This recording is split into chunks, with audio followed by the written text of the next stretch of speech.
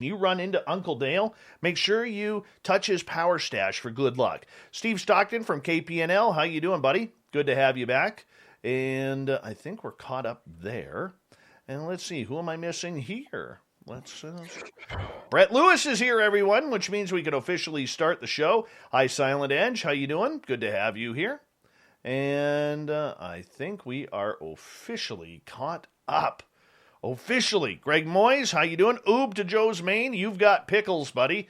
Cheryl Costa is our guest tonight. Fapster, thank you so much for that super chat, buddy. It's really appreciated. And the gorgeous Marie, thank you for the super chat as well. Should tell you the super chat is a great way to support what we do on a nightly basis here on Spaced Out Radio. Thank you so much for doing it. If you're new here, don't forget to hit that subscribe button. Ring that bell. Let us know that you're alive and that you are following what we do, because we are following what you do, and we really do appreciate it. Thank you so much for the love. We got Cheryl Costa coming up here in 5 seconds. Let's rock and roll, shall we?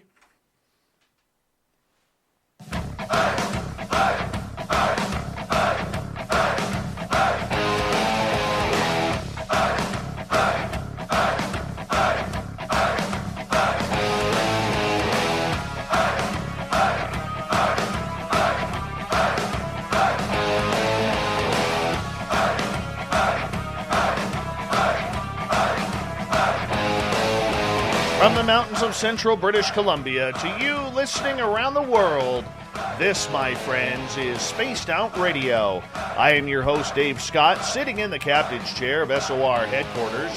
We welcome you to tonight's show and our terrestrial affiliates around North America, digitally on TalkStream Live, Revolution Radio, and KPNL. All of our archives are free by going to youtube.com/Spaced Out Radio. Just do old Davey the favor, hit that subscribe button.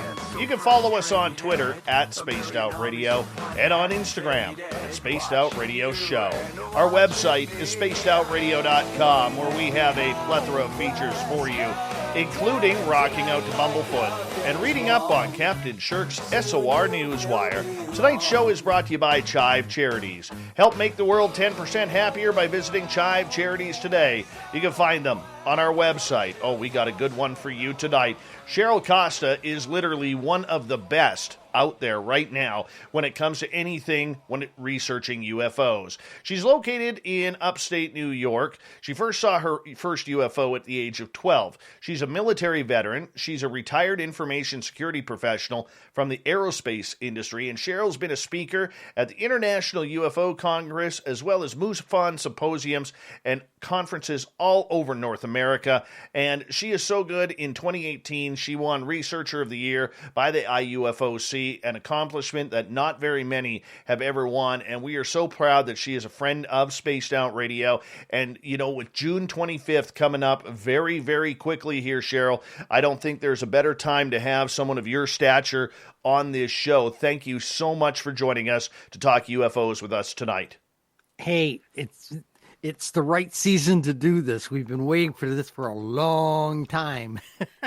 Before we get into that, we're going to go real heavy into UFOs tonight. I want to ask you point blank, you know, because I ask everybody, you have been doing this for a long time, almost 40 years.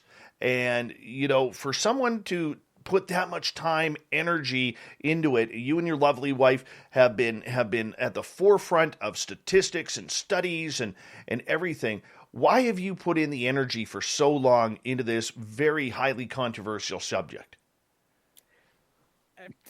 You know, it's Mulder on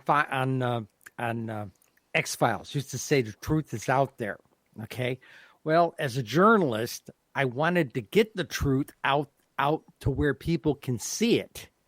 You know, and that's why I wrote a column for 7 years.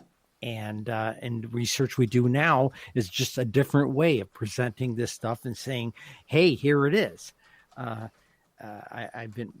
spent a great deal of time today reaching out to university professors, saying, "You're being told about 120 things by the Navy. I got 167,000 things. You know, let's talk about this." You know, of course, I get crickets, but you know, I try. For you, as someone who has seen this subject go from from the deepest, darkest pits of conspiracy and laughter to mainstream stories and front page headlines. What do you think about what's going on right now with everything? The mainstream stories have been great. Okay. I mean, I think the thing that was like the major thing for me a couple of weeks ago was 60 Minutes. Grant Cameron called me up a couple of days before. We're going to have a panel next Sunday night, right after 60 Minutes, and I said, so I was going to be part of that. And I watched it and I said, wow, they're one of the conservative bastions of this stuff. And I was excited about it. But I gotta put a little water on this thing. So, it seems to be doing very well at the national levels, but there's two problems. Problem one is the local level people still don't want to talk to you. Okay. I have reached out to probably 24 news institutions in upstate New York and nothing. Well, one guy did come back and said, I'll think about it. Okay. But nothing. They'll let everybody else stick their neck out up there. That's one thing. The other thing that I'm concerned about is it's being dominated by Navy pilots and retired guys from the intelligence community, spooks, as we used to call ourselves. And I'm going, come on, guys. I've got the data here. I got almost a 500-page book here. I mean, don't tell me these things are Chinese. And nobody will talk to you. We're still the unwashed, goofy kooks and crackpots that they came to know for years, as far as they're concerned. That's what I'm getting a lot of. I told one news agency, hey, I'm a UFO statistician. And they came back and said, there's no such thing as a UFO statistician. I don't mean to laugh, but I mean, yeah. You can't cure stupid, No, you can't. No, you can't. But Cheryl, you are someone who I highly respect in this field, and you are someone who I am extremely blessed to call a friend and a mentor in your research and in the way that you have really dug deep into the statistics and everything. And we're going to focus on that a little bit later in the show, because I did get a report from you that I do want to go over. But I want to get your feeling on June 25th coming up here, because there is a lot expected that the UFO world wants to see happen. I don't think we're going to see aliens. I don't think we're going to see public sightings like the Phoenix Lights or anything like that. I think we're going to get more videos and maybe a couple more pilots coming out. But I think they're going to keep this very militarized coming on the 25th of June, when that report is supposed to come out from the Pentagon. For you, what's your take on all of this? Should we be excited? Should we be timid? How are you going about this? Okay. I have had a lot of people calling me up that used to say, you're a tinfoil hat person. Okay. And they're apologizing now. They're saying, oh my God, this stuff is real. Okay. But what I'm concerned about is particularly the UFO community. We all want to drink from the fire hose. We want that alien, we want them to parade out a couple of grays or something, we really want that. We want somebody to stand up. Yeah, Roswell was real. We want all that stuff. And remember that 80% of the population in polls, only 36% are us. And then there's about a 45 to 48% that happens to be on the fence. And there's 17% out there, which is about 40 million people. That's not an exact count, but it's about 40 million people that say this is all baloney. So they've got to balance the story. I mean, there was a professor wrote Dr. Frank wrote an op-ed piece for the New York Times about a week or two ago. And he said, oh, people are asking me about aliens and everything. And he blew it all off. But, he was saying, well, UFOs have been around since 1947. They've been around since biblical times. He went down the list of all these things that he stuck his foot into because he doesn't know squat about it. And that's the problem. Academia has not studied this in general, not, no insults to Dr. Bob, generally have not studied this stuff and have, especially since 1968, when Dr. Condon said, oh, nothing here to study, Dr. Condon, may he rot in hell, because he has put this country 50 years behind the 8 ball in understanding this stuff. I'm sorry I say it that way. Well, it's an emotional subject, especially as we get closer to what is going on here, Cheryl. And, for me, I know for a fact that they are not going to talk aliens. I've already been tipped off that aliens are not going to be a part of that conversation. And I'm very okay with that, because I don't believe that the public in general is very much understanding about how real the extraterrestrial phenomena is. That being said, what do you see coming out on June 25th?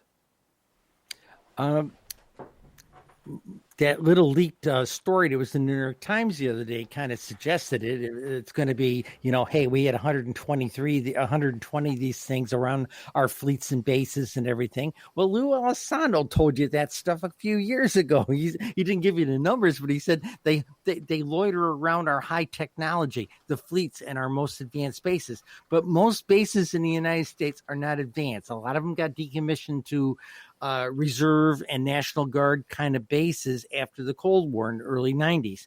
So there's only a few places they're loitering around, but they're going to make a big deal out of that. I know they're going to do that.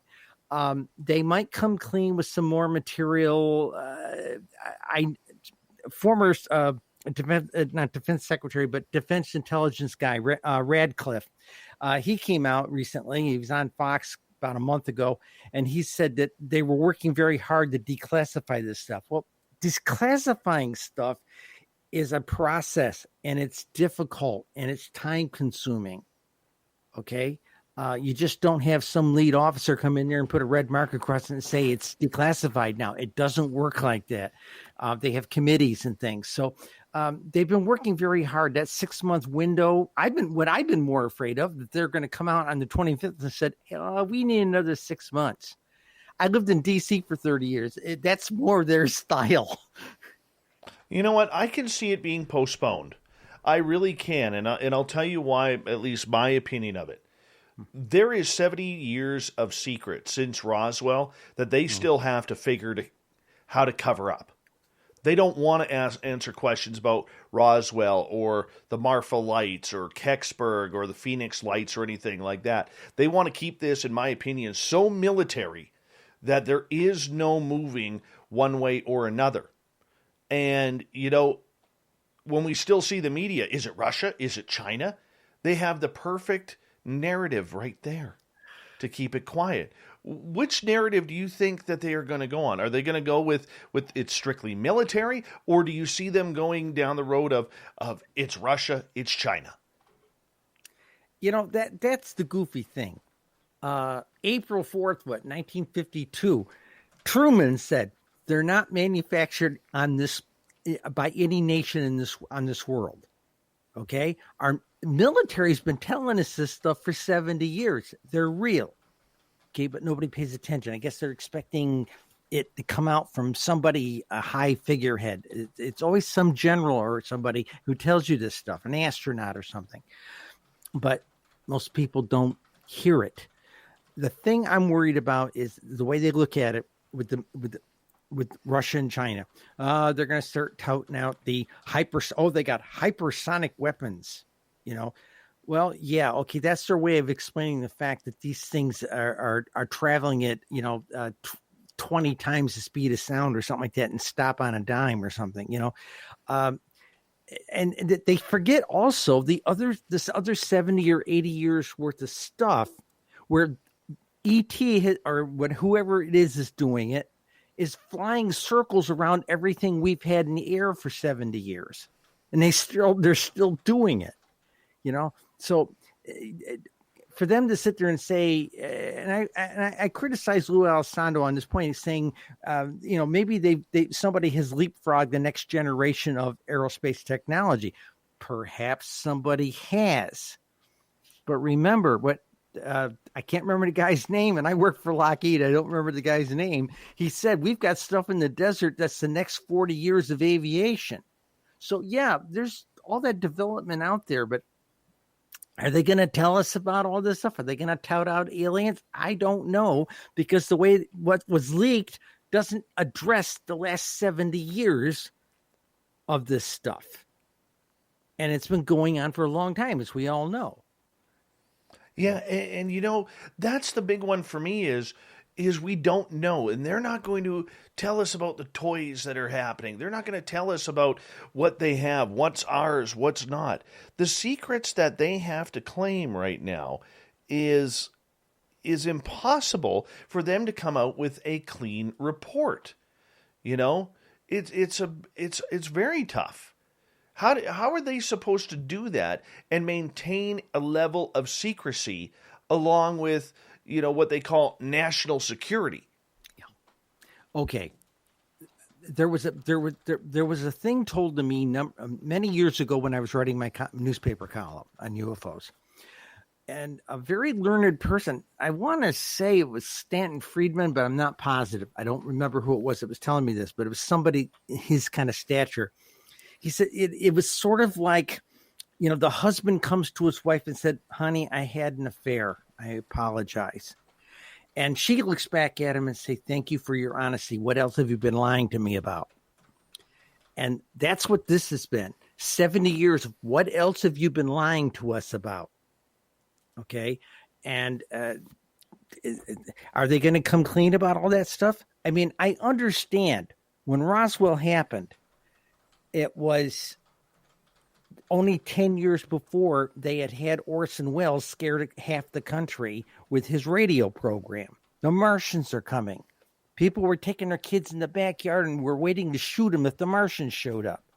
So they still had that in recent memory, and it was a darn good reason because people weren't ready to hear the truth on this sort of thing. And that's what the Robinson panel did. And they said, we need to educate people. So in the 40s and 50s, who was in the movies with the aliens? Bug-eyed, slimy monsters of some sort. Now, aliens are among our most revered fictional characters in the movies and in our books and things. Mr. Spock, Doctor Who, Chewbacca, pick these folks. They are revered. We've been educated. I think most people would sync up if they told it to us straight. Granted, there are 40 million people in that 17% group I told you about that might go jump off a bridge. Who knows? Depends on how it's handled. Well, that's the scary thing is, that we haven't even got into the fact of what are we going to do if all of a sudden they bring in aliens, because I sure as hell do not believe for a second the public is ready. I know in the UFO world, many believe that I am in the minority of that thinking, but I got to tell you, I've done a lot of analyzing on this and talking to people, and I really do not believe for a second or trust for a second that the public has any respect whatsoever for, or understanding whatsoever, for what the topic is. You know what I'm saying? Yeah, there's going to be a lot of this. Oh my God. I always thought that was fake stuff. I've already had that from some of the ladies who live in my apartment complex, but I also, let's see, how do I want to say this? I think the big narrative thing here is, you asked me this a few months ago on the radio, and I've had other people asking me this on other radio programs. Why now? And I think this whole thing with the UFOs going around, buzzing around like bees around our fleet and things like this, I think ET's been trying to escalate this thing for them to loosen up and tell the story. Because I never used to hear about them doing it all the time, not on the scale of what we're doing. And it wasn't so much the intelligence agencies weren't telling us, that pilots came forward and pushed this issue. Radcliffe told us this. He said a number of years ago, when this stuff started happening, about 20 years ago, none of the defense intelligence agencies, and there's a bunch of them, wanted to touch it because this UFO thing has a stigma, and nobody wanted to be painted with that stigma brush. Very true. And nobody would touch it. Thank goodness Navy intelligence stepped up to it. Okay. But they're behind the 8 ball. Okay. Now there are compartments. They can't say they don't know anything about it, because Lou Alessandro told me he had the clearances to pick open every one of those top secret compartments and go read stuff, provided they could find it, because the cataloging system in the government is horrible. But he told me straight up, he said, I've been in most of it. I said, was it worth the read? And he's got a very stoic look, he's very, very stoic. And this guy's face lit up like a kid on Christmas morning. He said, yeah, it was worth it, So we have 3.5 minutes before we got to go to break here at the bottom of the hour. Cheryl Costa is our guest. And man, this half hour's gone by in the blink of an eye. Cheryl, we are hearing so many people talking about this. Ex-presidents like Barack Obama. We're hearing, ex-senators, ex-congressmen, and current talking all about this. This is completely political now in what is going on. And I'm very curious for you, is this a good thing that the politicians are talking about it? Because they are talking about a lot of fear, they're talking about a lot of information. But the weird part about it is, Cheryl, they're all saying everything like it's on a script. They're telling us about the propulsion, the speed, breaking the speed of sound with no sonic booms, the dropping from 80,000 feet to 50 feet above sea level in under a second. Everybody is saying the exact same thing. So I'm curious, what do you think about this? Is it all propaganda? Yes and no. Okay, yes and no. I think everybody is picking up the same script because they are positioning themselves to be part of it. It's the biggest game in town right now. Okay, for them. I know that. I mean, when I started seeing the people who are on the congressional security, the security panel for this for the Congress, coming out and doing short news pieces about, yes, we really got to look into this. I'm going, what? This something's really got their goat on this thing. Now, either they're trying to peddle a whole new spending program for another arms race for hypersonic weapons and all this, new types of aircraft or something, or something else has happened. And it goes back to that question you said, why now? I'm telling you, I really do believe, as we go to break here in about 90 seconds, Cheryl, I believe we have been contacted. I believe a date has been set by the extraterrestrials themselves, wherever they are coming from, and they have given us no choice, because this is a story, and this is where I want our listeners to believe. And I could be completely wrong. However, I want people, and we could talk about this when we get back from the break, I want people to understand the United States government over the last 70 years has sent people to mental institutions about this, aka James Forrestal. They have killed people, allegedly. They have caused people to lose their jobs. People who have had contact have gone crazy, haywire, cannot keep a job, okay? They can't keep their friends. Their family thinks they're lunatics. They've wandered out on the streets. Weird things have happened. And now all of a sudden, trust us. Trust us. We know the answers. We're just as shocked as you are. How can you be shocked after 70 plus years? 70 plus years. It's impossible, in my opinion, Cheryl. And I want to get your response to this when we come back from the break, because there's no point in you answering now with only a few seconds to go. But I think it's an important topic that we talk about coming up here, because, look, for our listeners who listen every night, this may be getting to sound a little ad nauseum, but I told you, we're going heavy on UFOs right through June 25th here, because we have to. This is the subject. And we're going to get into the UFO Sightings Desk Reference by Cheryl Costa, our wonderful guest tonight on Spaced Out Radio. We'll be back with more of the Mighty SOR right after this.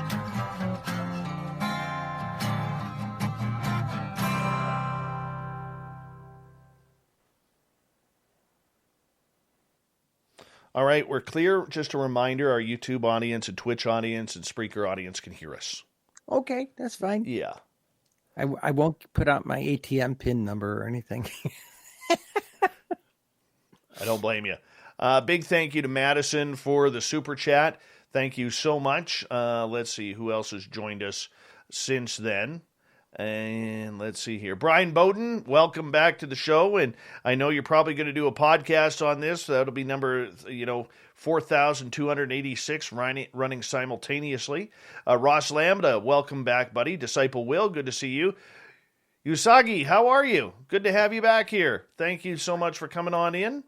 And you know what? Let's go. John Hudson, you got your Stetson on tonight, John? Just curious? Let me know. 150 watching already. Welcome, guys. Everyone to Spaced Out Radio. We appreciate it. Prairie Fire, how you doing? Been a while since we had you in the chat room. Thank you for joining us again. And I think we are caught up. Right now. That's good. Dave, we do also need to put a plug in for contacting the desert. Absolutely. I'll be mentioning I'm speaking there. I know. I'm very excited. The gorgeous and talented pride of Brandon, Manitoba. Manitoba Becky is here, everyone. So give her a wave if you don't mind. And Simply Coco is here.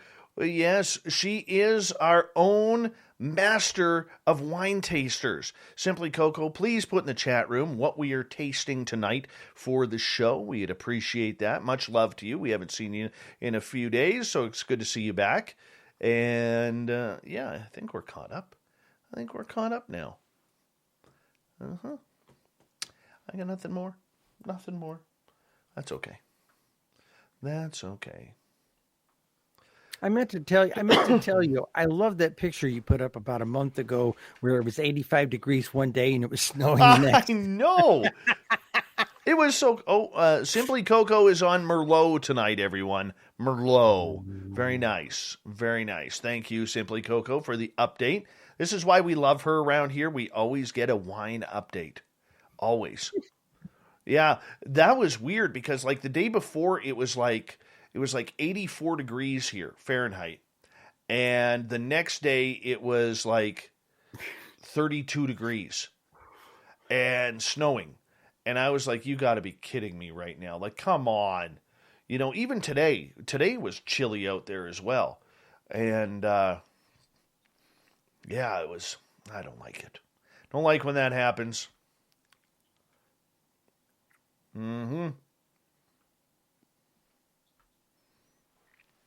This is quite the setup with everything you're doing here.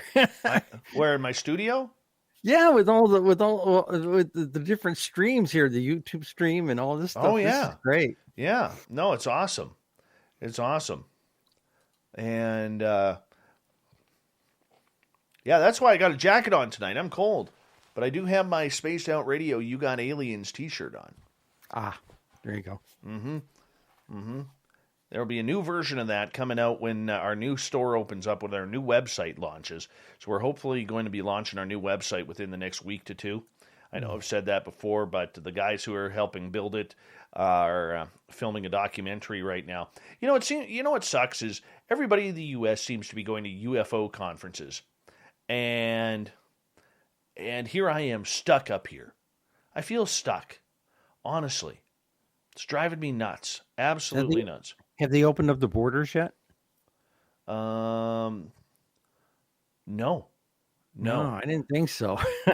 One second here. Hi, John Gonzalez. Or, hey, Chris Moe in Austria. Full Circle, Florida. Can we get moving here? We will get moving here in a couple of seconds.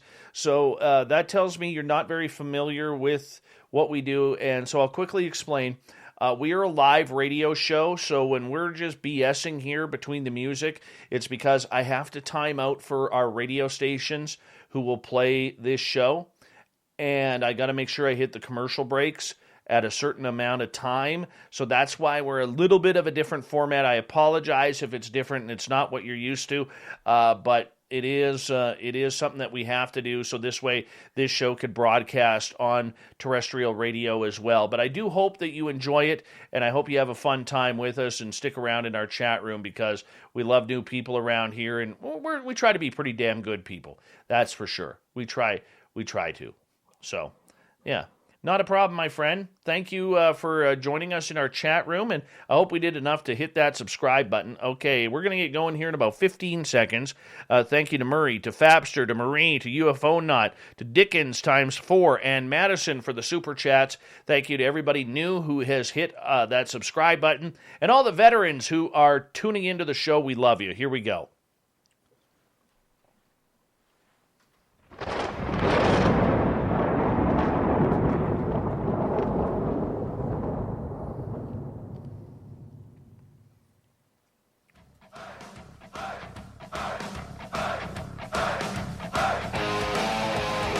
Second half hour of Spaced Out Radio is now underway. My name is Dave Scott. Thank you so much for taking the time to join us. Really do appreciate earning your listening ears. Want to remind you that if you miss portions of this show or others, check out our free archives by going to youtube.com/Spaced Out Radio. Just do me the favor, hit that subscribe button. Our website is spacedoutradio.com, where we have a plethora of features for you, including rocking out to Bumblefoot and reading up on Captain Shirk's SOR Newswire. Follow us on Twitter at Spaced Out Radio and on Instagram at Spaced Out Radio Show. We continue on talking UFOs tonight. Our big guest is one of the best in the UFO world right now when it comes to research. Cheryl Costa is with us. And Cheryl, right before the break, we were talking about why now? And this is an important question that many people are not reading between the lines on this topic about why we are not actually going through with explaining why now. Why after 70 years are we talking about this? I know you have important points that you want to make on this. Okay. All right. The big one right now, the way I look at it, I think we hit we're very close to hitting our ecological tipping point. And ET has been telling experiencers, go look at the book Beyond UFOs by the Edgar Mitchell Foundation, Ray Hernandez's folks. It's 4,400 of them experiencers, and he kept coming back and saying, hey, they told us to take care of our planet. And I think Linda and I sat down and had a really long talk about this, and she worked in the environmental field for over 15 years. Okay, she was the head librarian at the Environmental Protection Agency's Toxicology Library, sharp on this topic matter. And we got talking at length, and one of the things, I asked her, why now? And she says, maybe we've hit our tipping point, and ET's like rattling the chain. And I'm beginning to think that might be the issue. Let's talk about what if we got contacted by a species and says, we're going to be here on, and I'm making up a date, August 1st, 2042. That's 21 years away. Do we not have to start the preparation of that now? Because the way I look at it, okay, you have a bunch of politicians who've never believed this, who control a lot of money. You have the military who's covered it up. You have over 4.5 billion people on this planet that believe anything that's coming down from space or wherever is going to be the kickoff to Armageddon, which is biblical prophecy. Many of them, not all of them, but many of them. You have a lot of people who are just not going to be able to handle it due to anxiety, depression, or just common fear. What's it going to do to the markets? There's a lot of stuff on the mind on how to control this. Never mind, just coming out and saying, we've got spaceships, but we're not going to confirm that they are of extraterrestrial descent, like which happened on the weekend with the papers. So for you, when you look at it, how do we bring this up? How do we make this a clear topic and still get the point across? Well, first thing, the government doesn't care about people. Okay, and I make this point. Last year, a therapist friend of mine and I wrote 3, count them, and we just tried to do a 4th, letters to the New York State Society of Social Workers, offering to come give them one of my presentations and show them how big this is and explain to them, hey, I've interviewed over 100 experiencers as a journalist, and there's some issues here. And it's not because these people are crazy. They're trying to deal with something. It's cost them marriages, things like this, because they're carrying this monkey around on their back that either can't talk about it or it's affecting how they function in their family. Some of the sailors that were with the Nimitz tactical group, they were sworn to secrecy. They couldn't tell their families. They just had their reality rattled. I talked to some of these guys at Laughlin at one of the UFO conferences down there, Laughlin, Nevada, and they told me some of these guys lost marriages because the guys were all uptight about it, and the wife would say, "All right, who is she?" And it wasn't the case. It was this situation. So people are getting the reality rattled. And I think the fact that it's we've been doling it out, drip, drip, splash now for the last couple of years. This is an acclimation process. And I don't know how much of a splash we're going to get on the 25th, but I hope it's a significant one. Maybe it will wake some people up, particularly in the media. They're not doing their job. I agree with you that the media is not doing their job. I mean, I heard a seasoned veteran television anchor the other day interview Victor Vigiani, and one of the first things she said was, does this mean we have little green men running around? Yeah. And it's amazing how they want to throw that ad hoc question in there about wink, aliens. wink, Yes. wink, wink, grin, grin. But they have no problem taking the conversation. Is it Russia? Is it China? Is it another adversary? Who is this on Earth who is, posing this threat with these Tic Tacs? You know what I'm saying? Like, they're not asking the question. I'll give you another great example of this, Cheryl, okay? Because you and I both have journalism backgrounds. A week and a half ago, this Canadian Television Corporation, CTV, their Washington Bureau reporter interviewed Chris Mellon for 14 and a half minutes. Canadian reporter, she did not once ask a single question about Canada's involvement in this subject. It's huge. You have the main guy outside of Elizondo talking about UFOs. You have him one-on-one for 14 minutes. You're a Canadian reporter sitting in Washington, D.C., who has access to everything. And you don't ask him a simple question. What's Canada's role in ufology? Is this happening in Canada? Do we have UFOs in Canada? Like, it is faulty journalism. It's great that they are covering the story. It's fantastic that no more are we seeing the Twilight Zone music or the X-Files music. We are taking this story seriously. However, you could sure tell that the journalists sure don't know what to ask. Well, I was talking to a couple of journalists I've talked to recently. When they broke that story a couple of weeks ago with the that infrared picture of the sphere, flying along there, taken by the Omaha in 2019, I had a reporter call me up. Are sphere UFOs a thing?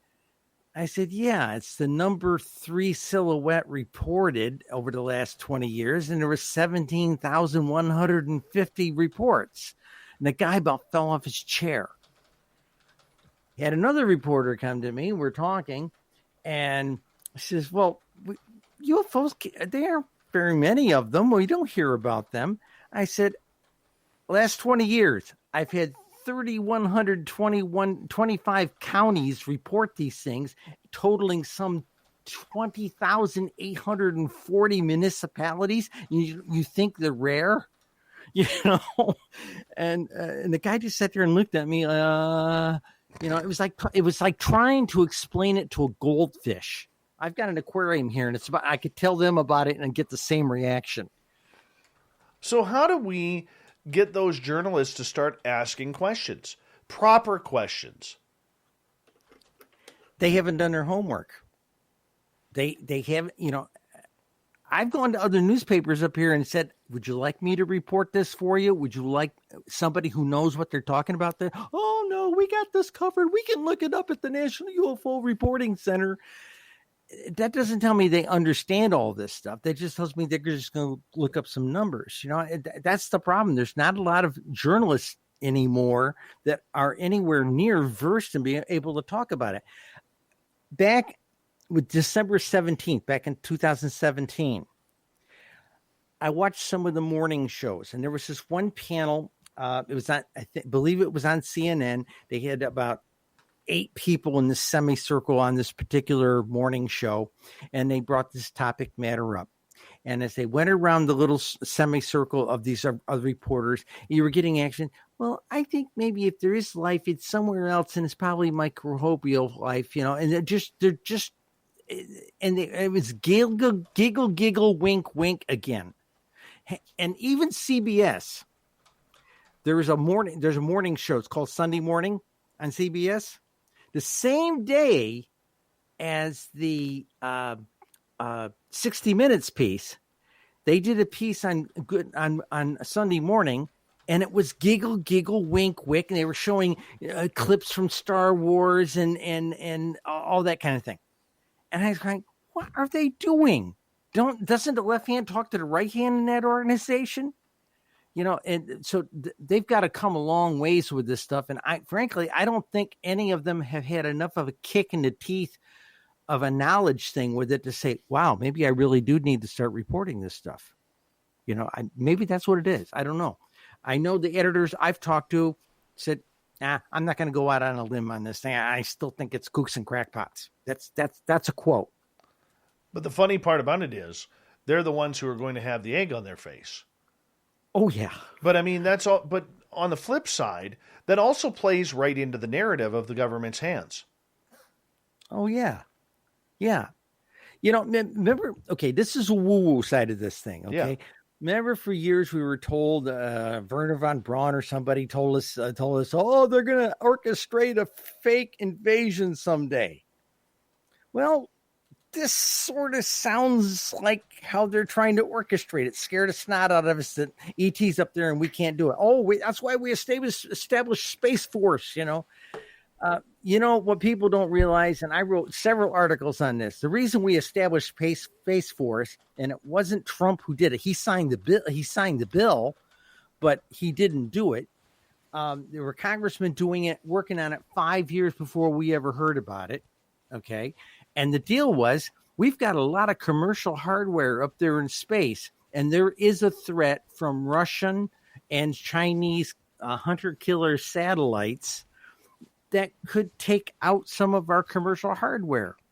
In fact, a terrorist organization with a rocket capable of going up high enough with a nuclear warhead could cause an EMP, and it would sterilize a whole bunch of our communication satellites, and within 10 to 20 minutes, we would be in the 19th century in this country as far as connectivity is concerned.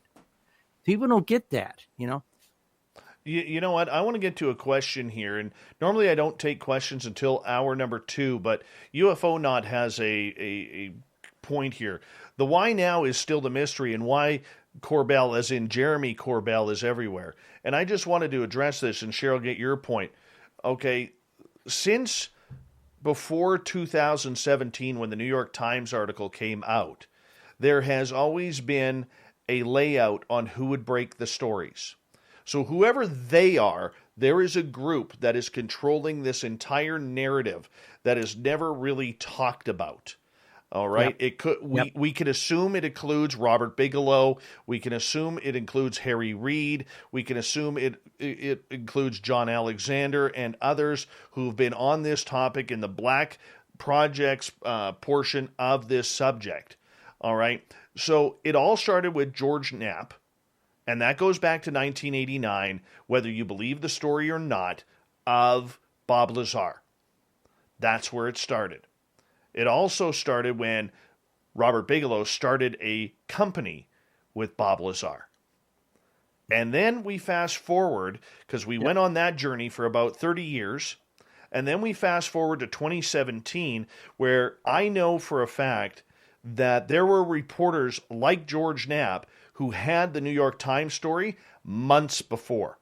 but they were not allowed to report it because those above wanted to make sure that this story got into the New York Times. So they gave the lead story to Leslie Kean and Pulitzer Prize winner Ralph Blumenthal. And they said, it's your turn to run with it. And then from there, all of a sudden we see people like Tom DeLonge comes out, okay, and he makes a fool out of himself on the Joe Rogan podcast. TTSA pulls him out and shoves Luis Elizondo and Chris Mellon right in front of the cameras because they couldn't trust Tom. From there, it becomes Tim McMillan, because Tim McMillan starts breaking everything and everybody's throwing their hands up. Where did this former cop turned journalist come out of nowhere, and he's breaking all of these major stories? And then it went back to George Knapp, and then it went back to Leslie Kean and Ralph Blumenthal for their second major article, and it just kind of filtered through until it was Jeremy Corbell's turn, who happens to be the underling of George Knapp. Now, I know people who I have talked to who are very much in the know, way more in the know than I am. They are really, really pissed off that Jeremy Corbell is getting all of these videos and that Jeremy's name has been chosen. Because that's the way we got to look at it. He's been chosen to do this. And Cheryl, I see you're kind of in agreement with everything I've said so far. Okay, so because of his ties to George Knapp, and George Knapp is the leader of all of this. And I'm not I'm not insulting Mr. Knapp, because I think he is a wonderful professional. He is a reporter, and he's paid his dues on this story for 30 plus years. And I think we can agree with that. But there is a narrative on whom they are allowing to bring out these videos and this news, Cheryl. Would you agree with that? I would. I've had a similar conversation with Steve Bassett a long time ago about this. He's our lobbyist in D.C. And he flat told me there is a community of people who want this out. They said it's a secret that has been kept too long, and it needs to be out. And they were just trying to find a time was right. They ended up sitting. Hillary didn't win. That they had a big plan to do that, so they had to sit on it for 4 years. But boy, change administrations. Notice how fast this started rolling again. But it was also. But here's the thing, though.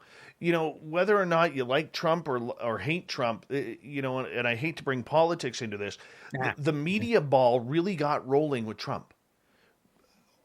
But here's the weird part: Obama deflected it, because, and this is what gets me about American media.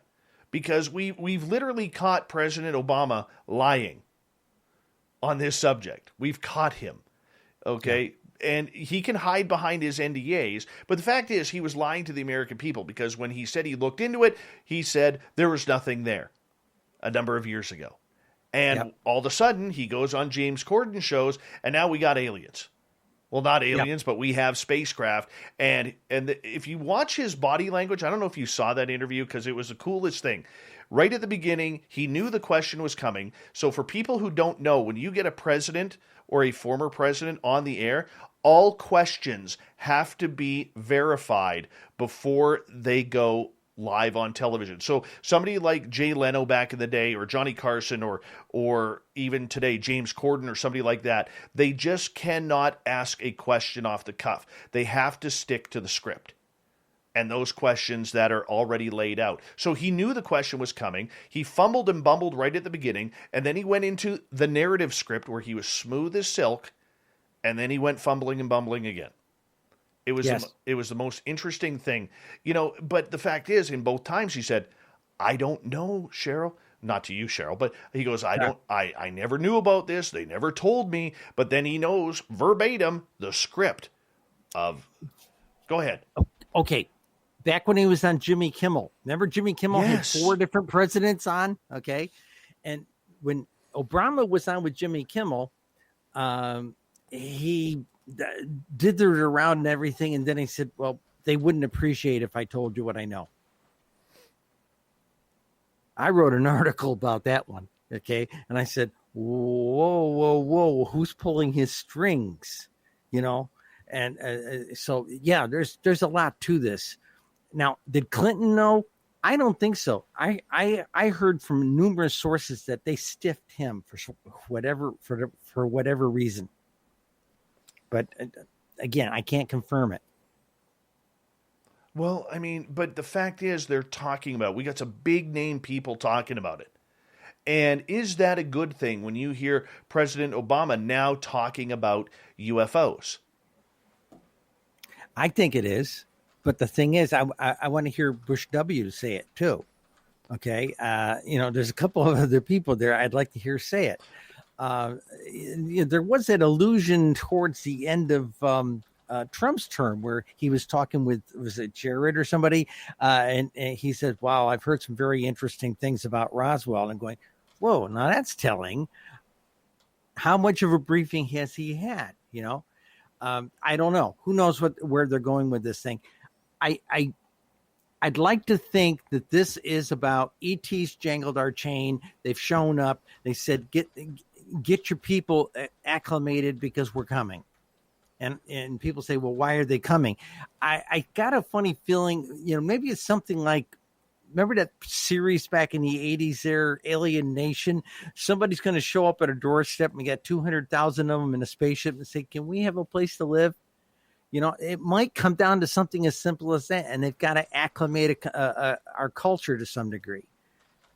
Well, the thing is, if you look at the younger generations, as we got 3 minutes to go, they're not going to church. They're finding their own spirituality. They're finding their own ways. Like I look at my children, they totally believe in aliens in space. Not because of what Dad does, but because they're just out there and saying, well, look how big the universe is. It's pretty easy to see that we're not alone, and their minds haven't been clouded on the subject, where all of us old goats, myself included, a lot of people around my generation, I'm 48 years old and above, we're still petrified of everything that goes on. We don't like new things. We want to, that old Simpson cartoon, where the old man's shaking his fist at a cloud. That's the way we are with everything. There's a majority of us who don't want to open up to the possibilities. There's too many people who want to be told what to believe. And that was always one of the complaints with the Robinson panel. There was people won't know who to believe in, I'm sorry. I lived in a Buddhist monastery for 7 years, and they basically told us the universe is teeming with life. So it was pretty settled for me, Very settled, very settled. So for you, how do we believe anything that's coming out? Whether it's from Lou Elizondo, who I do believe is being truthful as he can. And, my opinion has changed on that over the last few years. Okay. But who do we believe now? Who can we take direction from?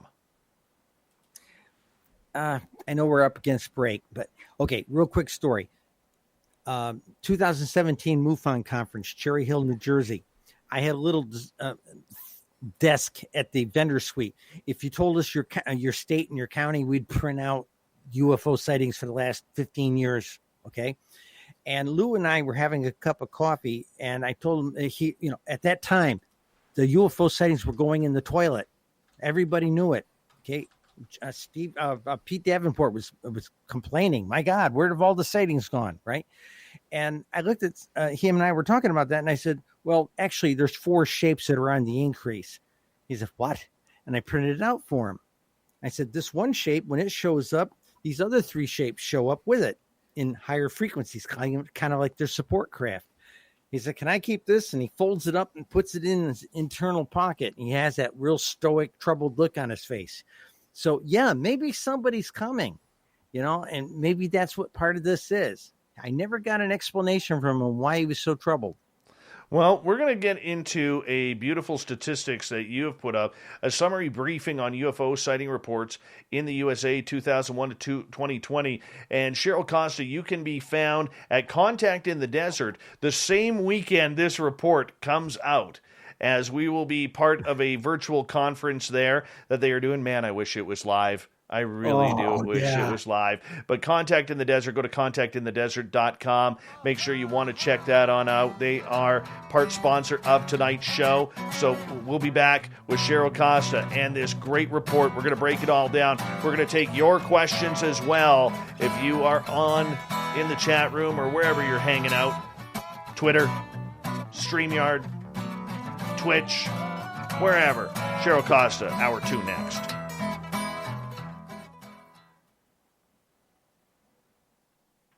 All right, Cheryl, I'm just going to run my dogs outside. I'll be right back for a second. Hey, Stu Gerson, how you doing, buddy? Pink Dude, welcome. Nibkish, good to see you again.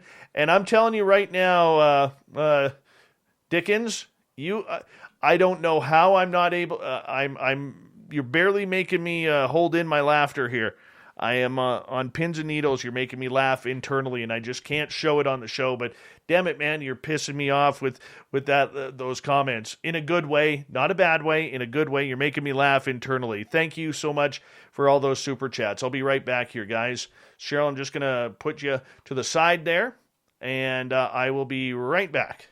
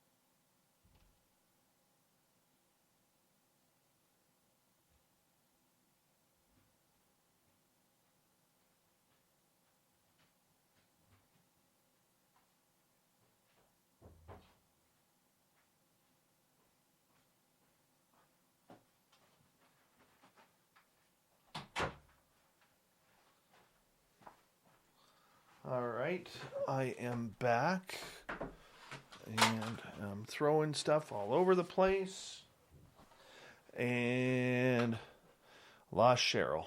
Where did Cheryl go?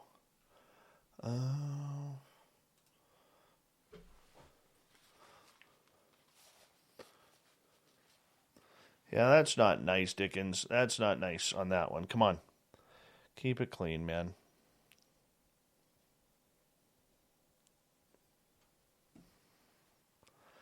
I got to read some of these before I put them up. Randy Spurl, how you doing? Thank you for joining us. All right, where is Cheryl?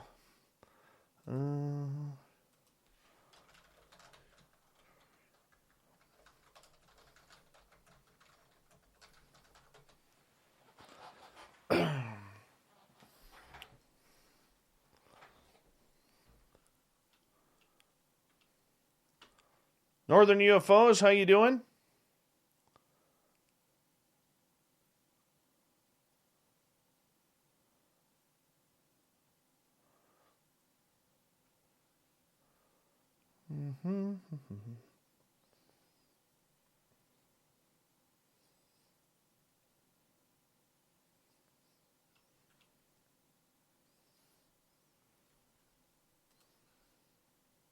There she is.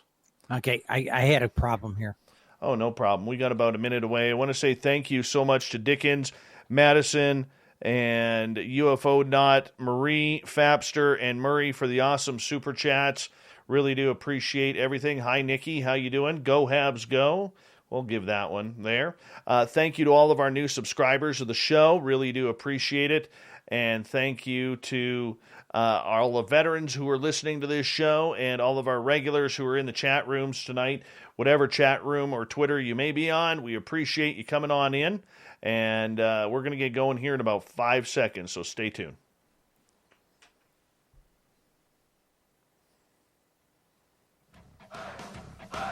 You're listening to Spaced Out Radio with Dave Scott. Follow Dave on Twitter at Spaced Out Radio and on Facebook, Spaced Out Radio Show. Hour number 2 of Spaced Out Radio is now underway. My name is Dave Scott. Thank you so much for taking the time to join us. We really appreciate earning your listening ears wherever you are on this beautiful planet we call Earth. Want to say thank you to everyone listening in on our terrestrial affiliates around North America, digitally on TalkStream Live, Revolution Radio, and KPNL. All of our archives are free by going to youtube.com/Spaced Out Radio. Just do me the favor, hit that subscribe button. The Desert Clam has set the password for tonight in the SOR Space Travelers Club. Betel. Betel is your password. Use it wisely, space travelers, as the Clam sets the password each and every night right here on Spaced Out Radio. Our website is spacedoutradio.com, where we have a plethora of features for you, including rocking out to Bumblefoot and reading up on Captain Shirk's SOR Newswire. Follow us on Twitter at Spaced Out Radio and on Instagram at Spaced Out Radio Show. We continue on tonight with Cheryl Costa, hanging on out, talking UFOs all night long. She will be a part of Contact in the Desert coming up here in a couple of weeks. It's a virtual conference where you could go onto Contact in the Desert's website and get your virtual tickets for the event there. Cheryl has a great report out that we're going to be talking about momentarily called A Summary Briefing on UFO Sighting Reports in the USA 2001 to 2020. Cheryl, thank you so much for joining us. Happy to be here. Me too. We're glad to have you here too as well. Now, you and your wife Linda did a wonderful report on this subject about all facets of the phenomena. What took you down this road? Well, when we were writing the book, we had to we wanted to explain what we learned. Okay, we've been doing the last six to 7 years. We have 6,000 hours in on this stuff, analyzing the data, chewing on it, arguing about it, writing about it, all this sort of thing. And this new book, this pink book, was a product of probably 1,400 hours just by itself. And we actually started working on it back in 2020 during the lockdown. So there was a lot to it. And the report I sent you is one of the chapters from the book called Measuring the Phenomena. And we basically wanted to show everybody, here's what the data taught us about UFO sightings in the United States. So for you, if we go through this point by point, you know, the first section that I really came across that really kind of hit me was what we know they are not. Let's go through that. What are these craft, whether it's the Tic Tacs, black triangles, you know, these orbs that people are seeing, these orange rods that people are seeing, what are they not? Well, okay. In our book, we basically said, you know, are you talking about the part where we said we don't know where they're from? We don't know how they got here. Okay. We don't know where they're from. We don't know how they got here. We don't know how they power their ships. We don't know how they transition the great distances from where they were to where we are. That's a common argument I hear from editors. Oh, they can't get here from there. We don't have a dead alien. We don't have a crashed ship. We don't know any of that stuff. We don't care who's flying them. We just measured the phenomena. Okay, so are you positive then that we're not looking at anything that's human-made from some desert in the middle of the United States, whether it's Area 51 or Dugway or places like that, or Russia, China, Japan, or any other technologically advanced country in this planet? I hate to say this. If the shapes that Linda and I think are the 30% that really count, the 30% of those 35 shapes that really count, the real non-aerodynamic shapes, maybe we are in trouble, like the defense guys are saying, okay? Because I don't think Russia's got that. I don't think we have that. It's beyond anything we've got. Now, if we do have it, I'm a taxpayer and I'd like to know that we have it. You spent my tax money playing with all these toys out in the desert. I want to know about it, you know, and I've heard a lot of people say that, you know, I, as a taxpayer, if you've got one of these, hey, 2012, before I started writing my column, yeah, I saw one of those triangle ships. I'm not talking something that looks like a B-1 bomber. I'm talking the 2-3 stories high, football field length thing going, blotting out the stars, making a humming sound and moving about 35, 40 miles an hour leisurely over my town. If we've got something like that, I'd like to know that we spent our money on that. I'd like to know we got our money's worth. Very true. And do you think that some of this technology that we are seeing is from Lockheed Skunk Works or other places that are looking into advanced technology? Because if we take Ben Rich's word back in 1992 verbatim, it really is saying that we're 60 to 80 years ahead of what the public sees. Yeah, he's probably very right. I know people who have been out there to that. Can't go into detail, but they've got stuff out there in the desert that literally is very advanced aircraft technology. Fantastic stuff, dreamland kind of stuff. But does it represent these Tic Tacs? Does it represent the triangles? Does it represent the teardrop shapes, the oval shapes, the half-mile wide Saturn ships? You know, I don't think so. Okay, so if it's not from us, where do you think it's coming from? Because this is another big debate that Luis Elizondo and Chris Mellon and others have been talking about. We don't know if it's coming from space. We don't know if it's coming from inner Earth or the oceans. We don't know if it's coming from the future in time traveling back to our time. Or interdimensionals. You know, okay, I covered that in one of my presentations in 2019. I listed all those topic matters: intergalactic, interstellar, all that stuff, and it said all of the above. Right now, we can't throw anything out because we don't know. All of these things are a possibility, but some of the best people we've talked to in the UFO community, I'm talking to really smart guys. They're really learning. They're really leaning on this interdimensional stuff, and I'm beginning to think that as well. Back in the 30s, Einstein was dealing with something, and he made some comments in some of his writings. Electromagnetic, and he made a comment it seems that the universe is more delicate than I thought. And I'm wondering if he opened a portal, okay, a small one in the lab, okay? And I think maybe that might be part of it. But here's the deal. When we had these things since biblical times, but not in huge volumes. Heck, the Roman centurions logged this stuff back in the day. But when did we really start seeing these things? After we detonated 3 nukes in 1945. Now, the argument is those nukes caused ramifications interdimensionally for a long ways. We did damage. We have no idea the damage we did. That's what I've been told. Okay, so whoever's in the interdimensional stuff, and subdimensions and all this sort of thing, subspace, whatever you want to call it, they've got a bone to pick with us, because we may have blown a hole out in the desert. We don't know what we did to their world. And that's for interdimensional. Yeah. Right. All right. Let's get to a question from Full Circle, Florida. Brand new listener to the show here.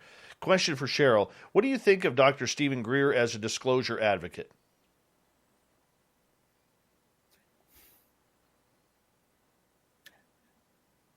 I like the stuff that he was, like in Phenomena. I'm an advocate for the kind of CE5 technology he was propagating. I can't judge him on what he says all the time. I really don't feel comfortable judging the guy. Okay. He's got perspective, and I've had people who know a lot about him tell me things, because I don't know him personally. But basically, he's had his fingers into some of these dark guys for a long time, too. So I don't know what to believe with him. But his CE5 technology is solid as far as I'm concerned. I know several people and numerous people in CE5 organizations. They've done some amazing stuff. And I don't have a problem with that stuff. Greer says a lot of strange stuff. I can't talk to it. I really can't.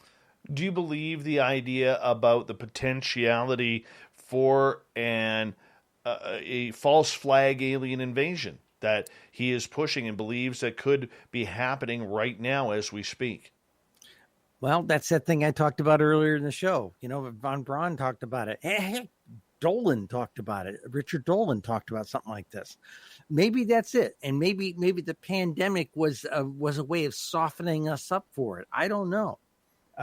Maybe the fact that they're really pushing this military flavored thing with it, it bothers me. It bothers me a lot, because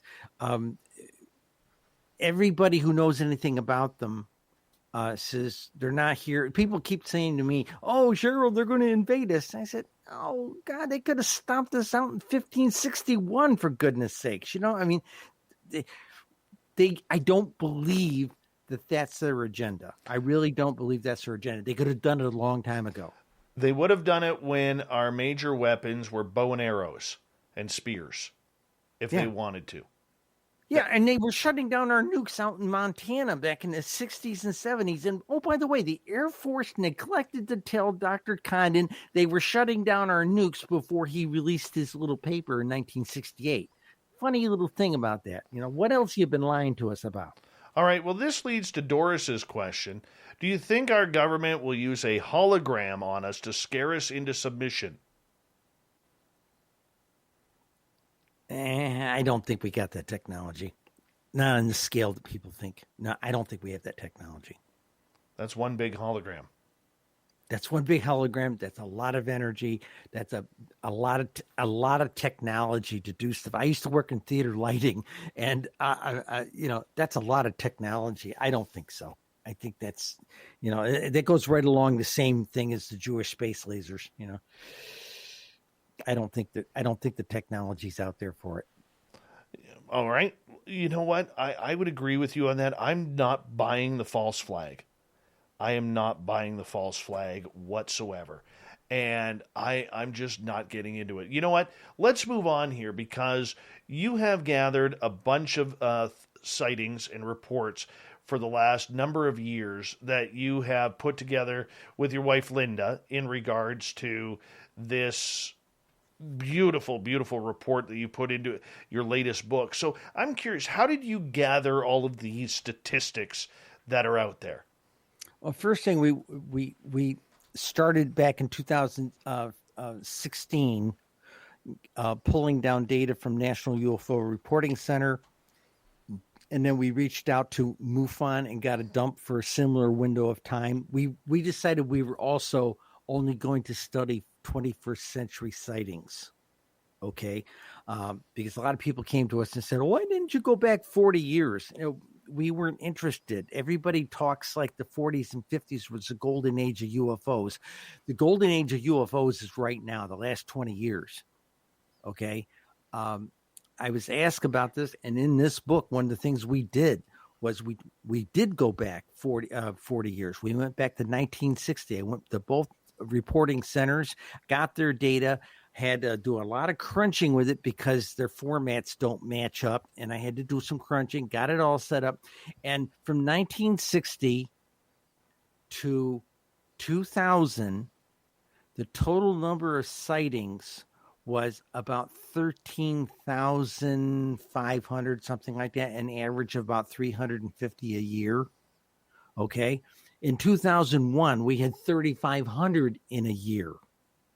And the thing that really started driving sightings, and you can see it in those curves, is back in the 80s, people before the 80s, everybody had to send in faxes, cut out news clippings, call somebody's answering machine, that kind of thing to report a UFO.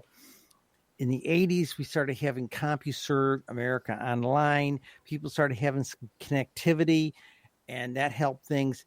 And then by 2000, I'm a retired IT person. Okay, by 2000, we started proliferating broadband, got off dial-up. Started proliferating broadband in all the major cities and their suburbs. So the first 5 years of 2000 to about 2006, you see this ramping up of sighting reports.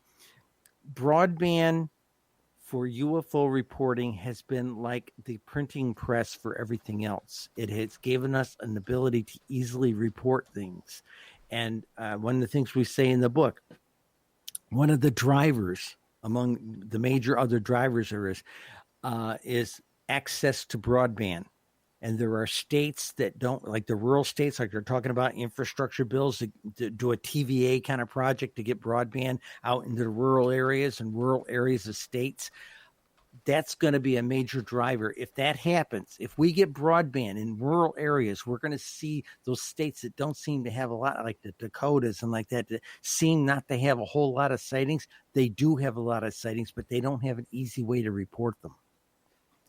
All right. So the studies that you took and with taking MUFON, NUFORC, and other reports that you had the opportunity to gather together. No, just those two services. Okay. That's all we use. We had a lot of people saying, why don't you use these mom and pop services? The problem is a lot of it was duplicated with these other things.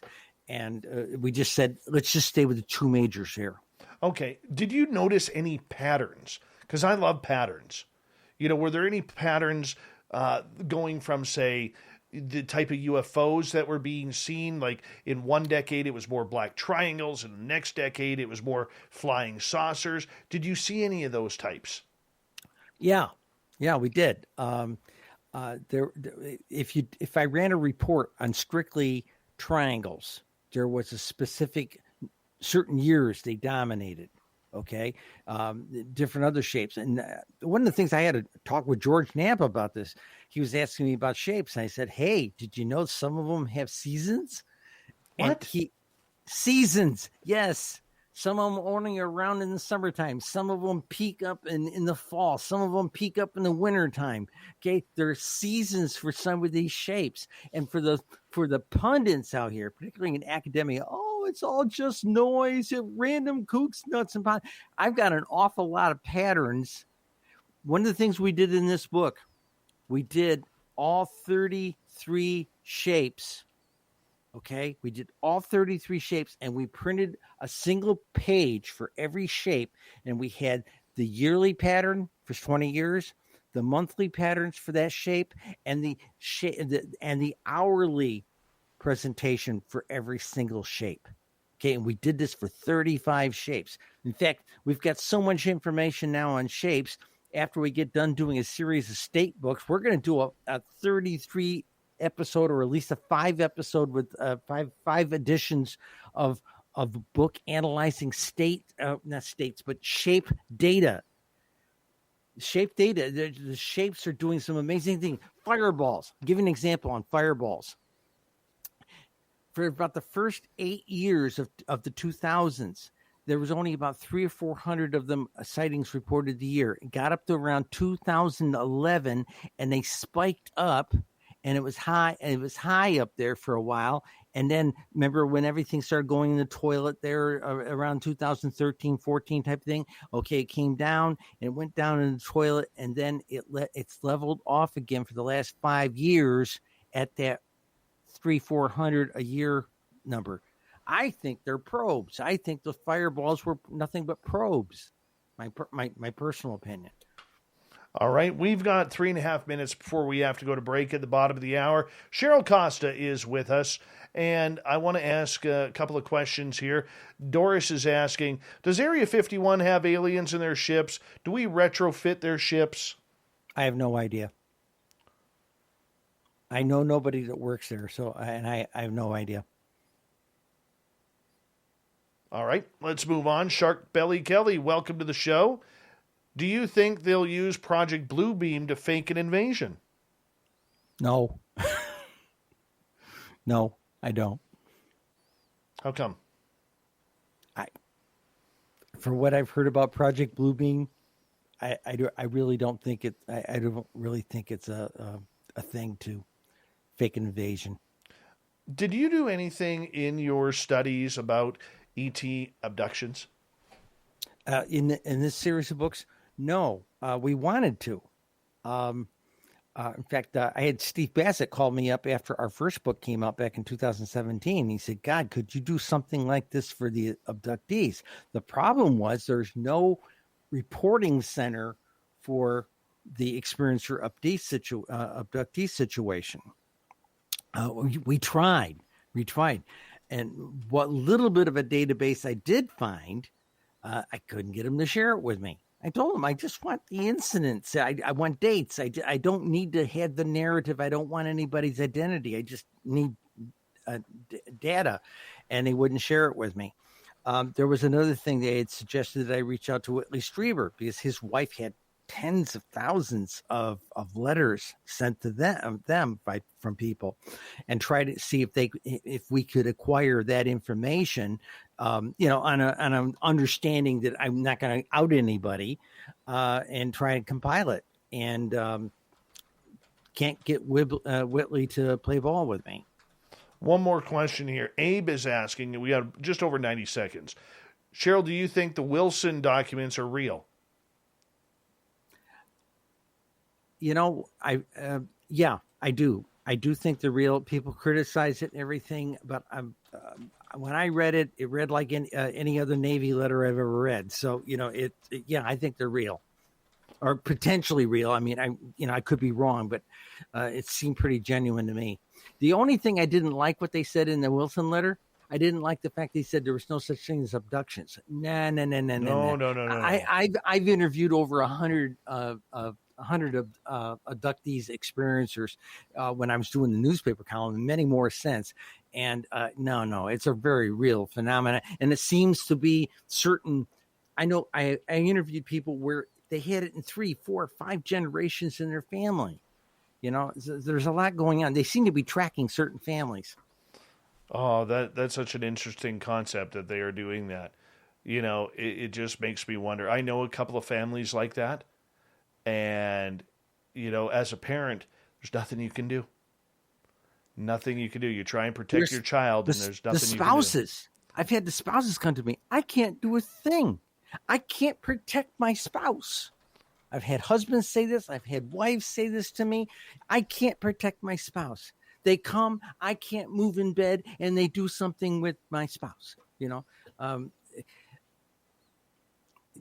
I hear that a lot. And then you can't go talk to a therapist because the therapist won't even talk to you about this topic matter. And when we've tried to reach out to therapists, they won't let us come present because we're the kooks and crackpots. Well, you know what? Let's continue the kooks and crackpots conversation here on Spaced Out Radio. Cheryl Costa is our guest tonight. You can hear her speak at Contact in the Desert. It's a virtual conference at contactinthedesert.com, which I highly suggest you check on out. We'll be back with more Spaced Out Radio and your questions right after this.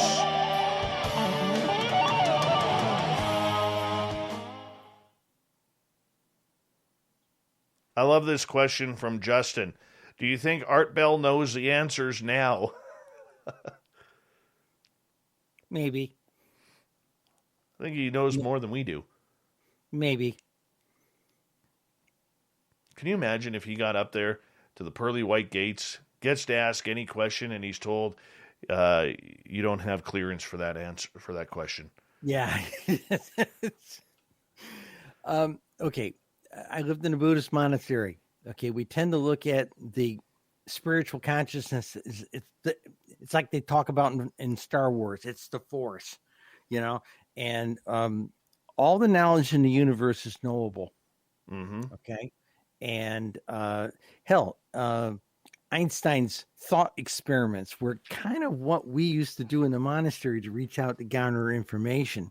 So, yeah. Okay. Maybe he does know. I don't know. It depends upon which one of the fine material worlds they went to. I like Bushy's comment. Art Bell reincarnated into a Pomeranian. That's funny. That is funny. Oh, we got to be able to have some humor around here. Oh, of course. Exactly. Of course. Oh. Yeah. I talked to Nicole Sakich before the show. She had her first ever conference speaking engagement at UFO MegaCon. Said it went awesome.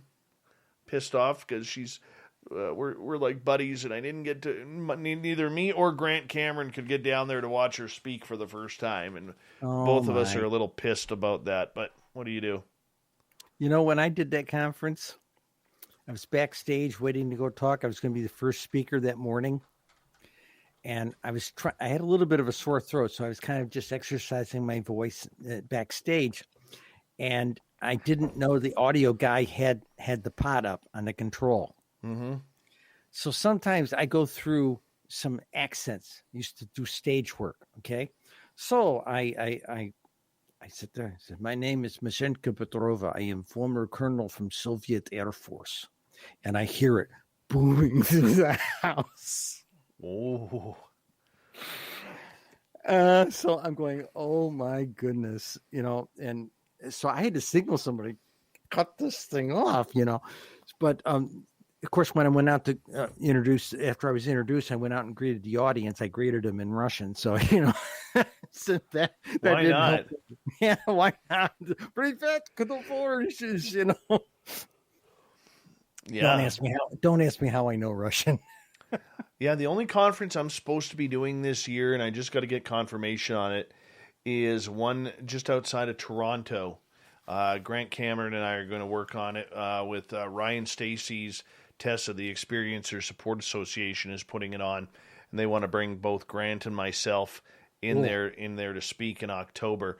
That's the only one I have scheduled for this year. And then next year, we're going to work on getting a couple of things going. I know Lorian Fenton has already asked me if I'd come down to UFO Con in San Francisco again, which I said absolutely, as long as the border's open. And then kind of go from there, and hopefully, the step in this year with, helping out on a minor level with Contact in the Desert. That means we can get down there next year, because I would love to take in that conference. I really would. Well, they're still off to a rough start with conferences. The Exeter, New Hampshire conference is canceled now because the people who put it on couldn't get the city fathers to let them do more than 50% in the city hall with people. Okay, even though most people got shots and all this stuff Mhm. now, they wouldn't let them do it. Right. So I was being considered for that conference this year. Pine Bush in the Hudson Valley, on the other hand, Pine Bush has just opened up their paranormal museum Nice. this past weekend, and they decided to move their this year only. They moved their when they normally do it earlier in late spring, early summer. They moved it out to September this year, and again, people there have been talking to me about coming down and talking. Nice. So we'll see. Very nice. I'm seeing a lot of questions coming up. I will try and get to them when we come back here in like 25 seconds. I just want to ask a favor, if you don't mind.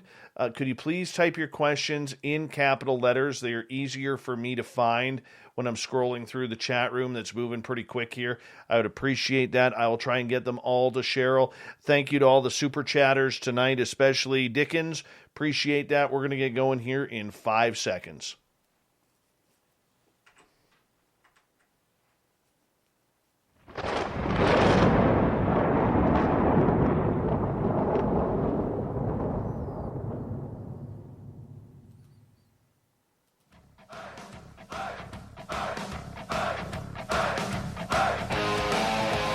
We passed the halfway point of Spaced Out Radio tonight.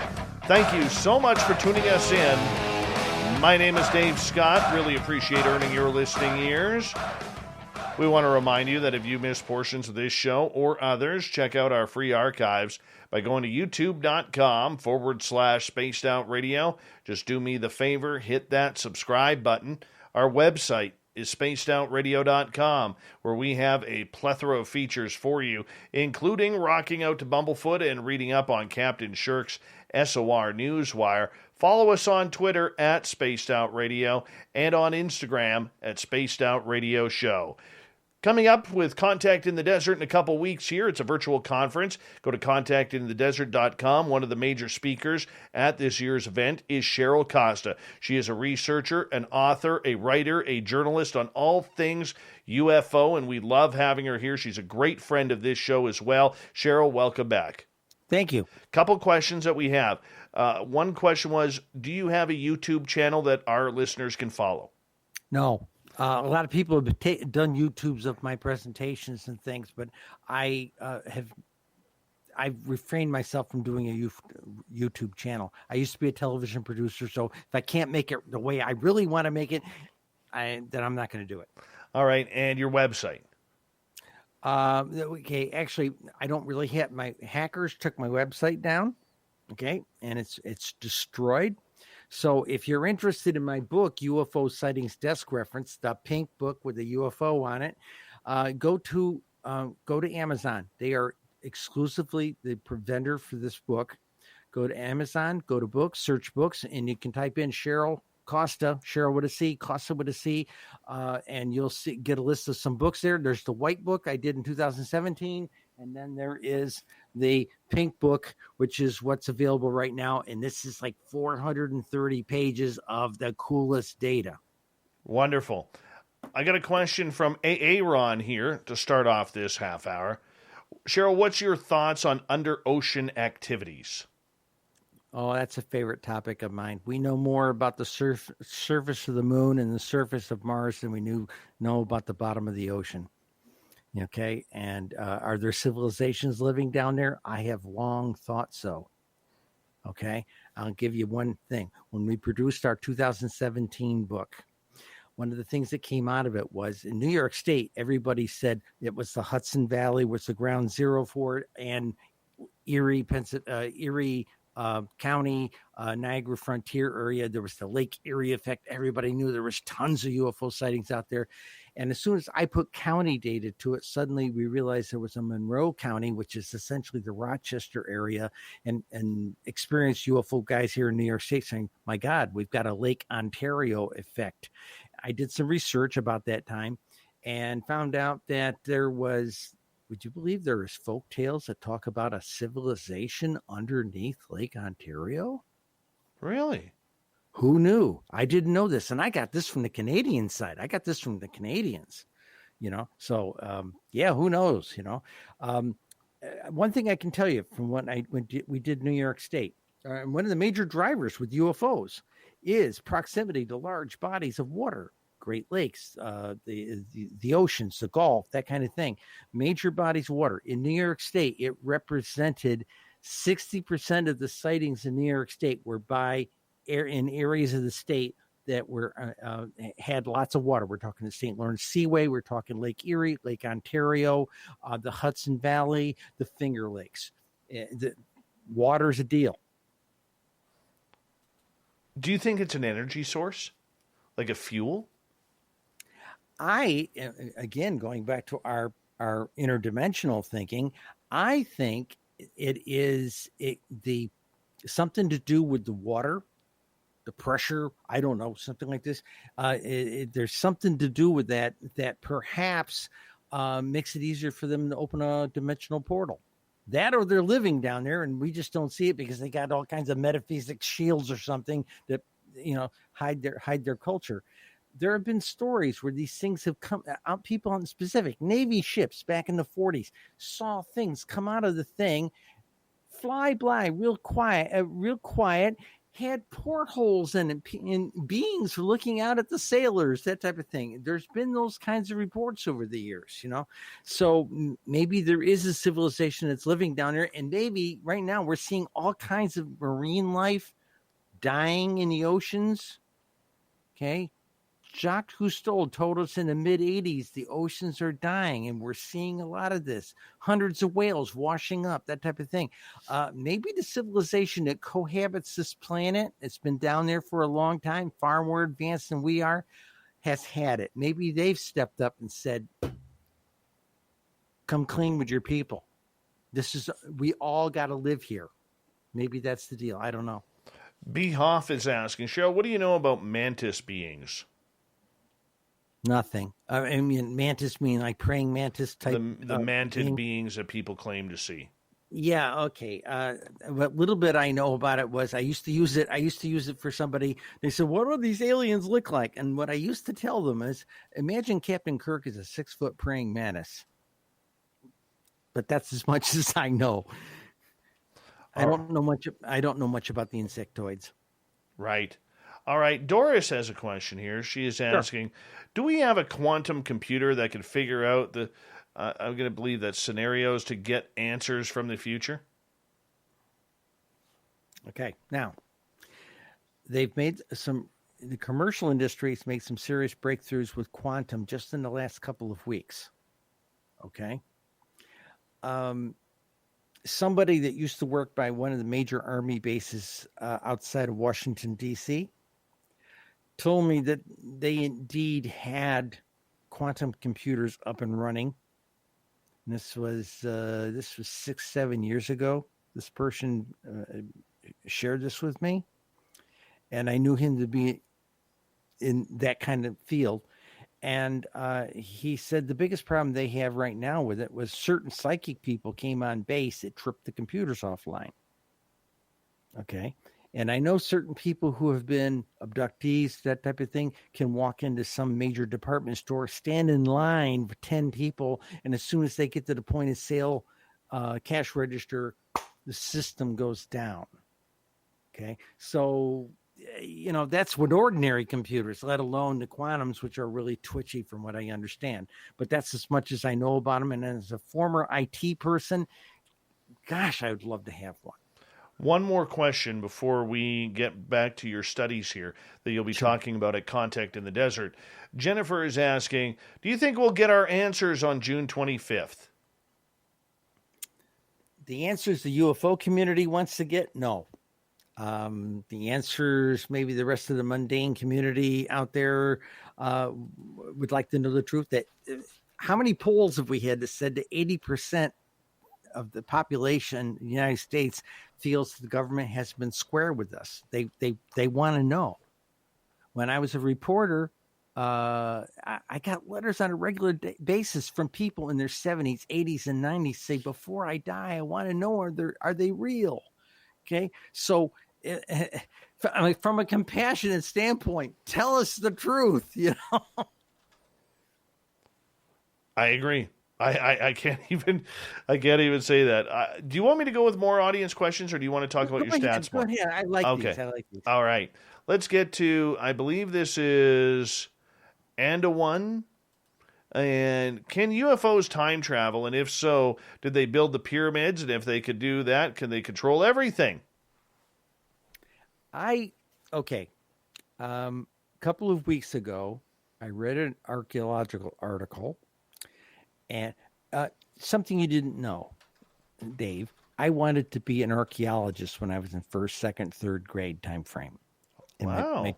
My parent, I had rope and stakes and things like this. I knew how to do the grids and everything. And this is as like a second grader, you know. The thing is, this thing came out and said they found a 2 million year old human skeleton, and it's a modern skeleton. It's a modern human. Okay. Which is starting to lend some credence to the idea that there was a previous civilization here that was extremely advanced, and a lot of very smart people. I don't know if you ever talked to a guy by the name of Anthony West. Anthony West was one of the few guys that stood up and said the Sphinx has water erosion on it, that kind of thing. He was one of the guys that talked about that, and he kept telling us at talks that the Egyptians, while as advanced as we thought they were, it was a civilization in decline. It was the last remnants of a greater civilization. So I really think there was a greater civilization here. I didn't know for a long time, but what I've read, what I followed over the last 60 years of my life, I subscribe to archaeology magazines, and what I'm seeing suggests that there was a more significant, very advanced culture here on this planet a long time ago. Greg is asking, does the data point towards the unidentified craft coming from the ocean? No. The data in these two databases are strictly the flying ones. I saw no references to USOs. Okay. And I would have liked that. You wouldn't believe how often I get that question. Heck, my mother calls me. I mean, sure you haven't found any USOs in that data? You know? So, it's, I don't know. They don't have a category for checking that, you know, for that type of thing. And I wish they did. I wish both databases would maybe get together and have a little convention between them and agree on how they're going to call certain shapes. Okay. One database lumps squares and rectangles together as one thing. Another database just does squares and just does rectangles. So I wish they would get together and talk about them. Heck, they didn't even spell disc the same way. One database calls it a DISK. The other one calls it DISC. I had to change it in order to get the proper numbers, you know, so. All right. Next one. Solar Warden is asking, Cheryl, what do you know about Antarctica? Any strange stuff you've heard of or is aware of going on down there? Same stuff everybody else knows. They went down there in the 40s, right after World War II, and got their butts kicked. I don't know. I know there's a place on that. You can watch the right programs. There's a place on the Antarctica. They tell them they can't fly. It's a no-fly zone. And there was an air ambulance type situation with a C-130. It rescued a guy, and he was going south fast. And they figured if we fly over that area, we'll get him back to the hospital in time to save his life. Okay, and they did. And the pilots got in huge trouble for doing it. Really? So, yeah, maybe there's something there. I don't know what it is. Minister Elaine is asking, Cheryl, where does your information come from? My data information, National UFO Reporting Center, which you can find online, newfork.org, and Mutual UFO Network, or MUFON.com. MUFON's data is not public. You have to be a paid member to have access to their CMS system. Newfork is pretty public out there. And then we've developed processes, things I used to do back in 2016 to crunch the data. Took us 2 months to do kind of thing back then. I do in a day and a half now Okay, Linda and I are former government contractors, and the first rule of government contracting is do as little work as possible. So you learn how to do something, document the hell out of it, make a procedure, and the next time it's going to be easier to do and save you time, save them money, save you a lot of sweat. All right, Kids Future is asking, are you aware of any UFO reports that look like very, very, very big space shuttles hovering? Yeah, I would put that in the category of the triangles, and the triangles are like the it should be like the fifth most reported silhouette. And if you give me 20 seconds, and I had a quick reference sheet here, and somebody stole it. Okay, I was in a studio the other day, and somebody was fussing with my folder. It's different. Okay, there's triangles, there's chevrons, there's boomerangs. Those are the ones that are kind of wedgy, what I call wedgie shaped. And I would say that shuttle shaped thing is probably in the triangle family of things. But that's about all I know. All right. Next question comes from Nikki, who is asking, have you ever heard or seen a rare government book, apparently only 500 ever printed, on all the UFOs the government knows about? Book has over 3,000 pages, and vast 3, 4, and 5-letter government agencies are involved? No, I haven't heard of that one. I want a copy of that thing. Yeah, me too. Now, there was that book out there a couple of years ago, the Blue Planet Project. Okay. I had a copy of that. I had one of the original PDF copies of that. And I made a lot of reference notes on it. I wrote a couple articles about it because you got to take it tongue in cheek. Do you believe this thing or not? I write science fiction from time to time. I could have written something this good. Okay. But one of the numbers they talk about is in our sector of the galaxy, there are 11 spacefaring races, and 7 of them have visited us. Really? Okay. Yeah. And they said within the greater galaxy, it was like 120, 128, something like that, spacefaring races, and maybe 60 of them have visited here at one time or another. Okay. And there's about 5 who visit us regularly, if you believe what they're saying in that book. I have no idea what the agenda of the people who wrote that book was. All right, let's get to Eugene's question. Have you ever seen a UFO or been abducted? I know you've seen a UFO. Many times. I can't count them on my hands. The most recent one Linda and I saw was up coming in from the Canadian side up in the Thousand Islands. I have access to a cottage up there, and it was a boomerang. And boomerangs have a very distinctive look. It's like the Shepperson Lights one. Think of it as boomerang, but it's got lights down the side of it. And we saw that thing coming in from the Canadian side over by Brockville, over in Canada and Ontario. And Linda saw it, said, "Got one," and I was sitting there. I have a diabetic book because I'm diabetic. I'm drawing it with a felt tip marker in my diabetic book over top of all my numbers because I want to get it down real quick. But I've seen that sort of thing. And let's see, Cheryl, have you ever seen a UFO? Yes. Have you been abducted? I cannot confirm or deny that. All right. Kronos is asking, have you ever heard of the invisible towers or monoliths that can transfer or store consciousness? Nope. That's quick. Oh. That's quick. Okay, let me see if there's. I've heard about transparent towers on the moon, but I've never heard of this stuff. Yeah, I'm very shy of that one right now as well. All right, let's see here. Moving on. While I'm waiting for another audience question here, and we got about 5.5 minutes before we need to go to break here at the top of the hour. Cheryl Costa is our guest tonight on Spaced Out Radio. Earlier, I kind of threw out there about Canadian journalism, and you kind of went, Canada's all over this.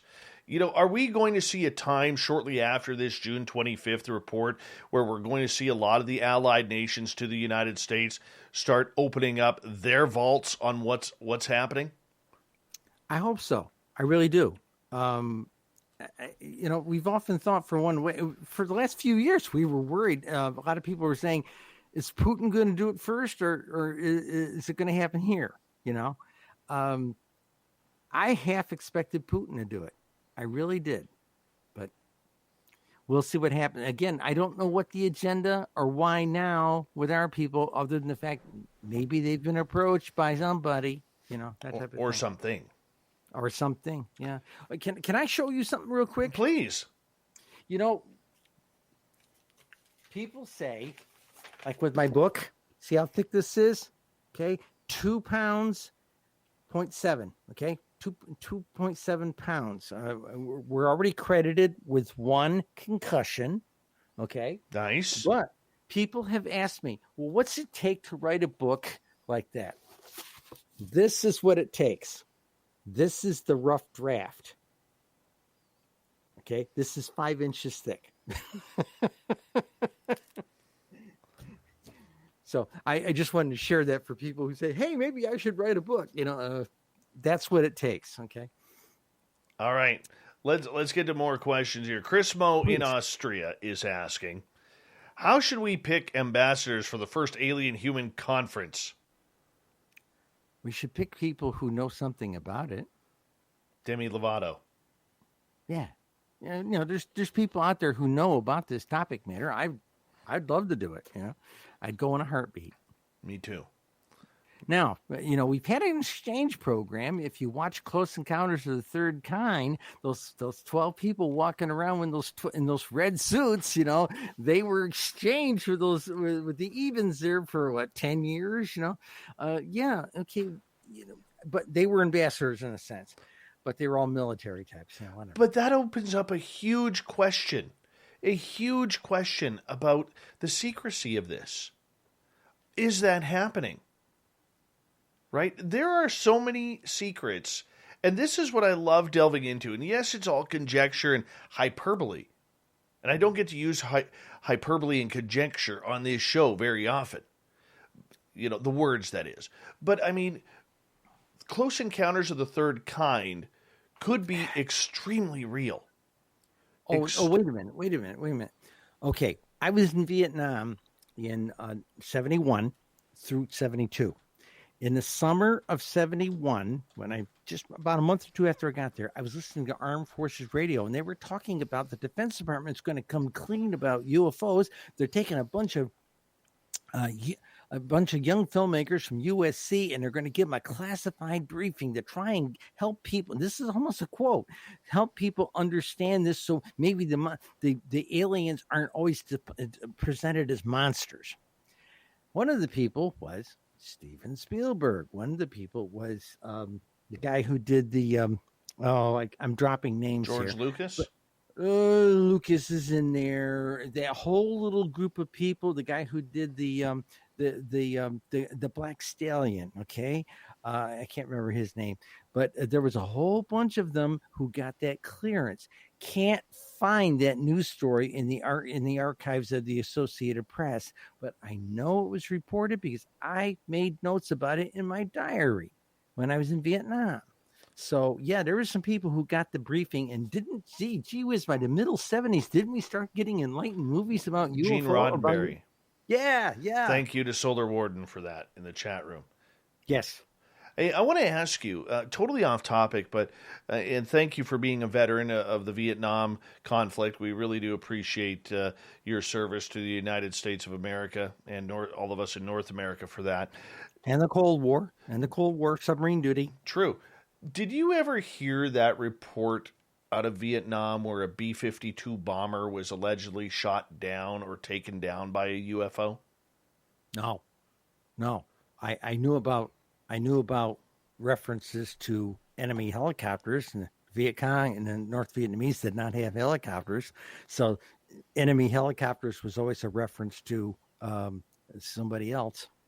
Yeah, because I heard a story, when I first started this show about I wanted to do a show about Foo Fighters, and there was a real talk or rumor that a B-52 bomber was taken down or enveloped by a UFO's lights in over the skies of Vietnam. That one I hadn't heard, but I knew something about the ones where they suppose some riverboat launched a rocket at one of these things, and 2 days later, that same rocket was launched back at another riverboat. Okay, so because they had the serial numbers and things, So yeah, there's some weird stuff went on in Vietnam about that stuff. One of my best UFO sightings was in Vietnam. Well, you know what? We have you for another 30 minutes here on Spaced Out Radio. Hour 3 starts off with Cheryl Costa, who will be speaking at Contact in the Desert in just a couple of weeks' time. Go to contactinthedesert.com. Hour 3 of the Mighty SOR coming up next.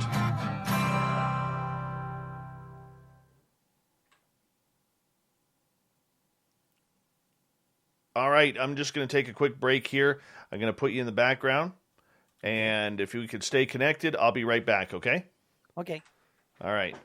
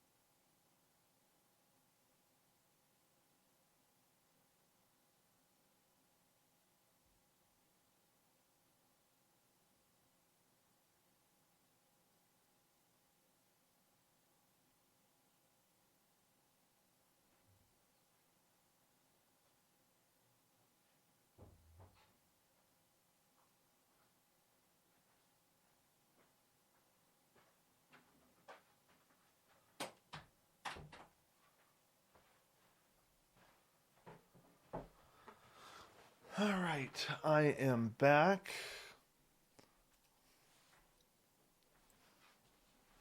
Hey, Dave. Yes. When we come back, can I do just this is more educational for your audience? Can I go over the quickly go over the principal drivers for UFOs and the secondary influences for your audience, because this is the real fruit of what we developed in our book. Sure. Sure. And if you I'll make it short. We can go back to the questions if you like. How awake are you? I'm awake. Oh, because I got a bunch of audience members asking if you'll stay for the last half hour rather than going to the news. In for a dime, in for a dollar. What the hell? Sure, I'll do it. I'll go to 3 with you. I appreciate that. Yeah, let's get some education in here for the audience. That'll be great. Thank you.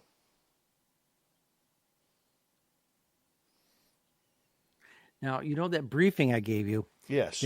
What I did with that is that's what I'm sending. First thing I sent a copy to all the people who are on Steve Bassett's private mailing list. Yeah. And I said, this has been edited down from our 430-page book. I said, this is pertinent information. It'll wet the whistle. Use it with your governmental people, your representatives, and with anybody else like in the media. If you feel you need to share it, fine, share it with them, especially if you want to send them back to me. Use my contact information there. Happy to give you this kind of stuff. Maybe we can wake people up. There's more to this topic matter, and there has been some science done.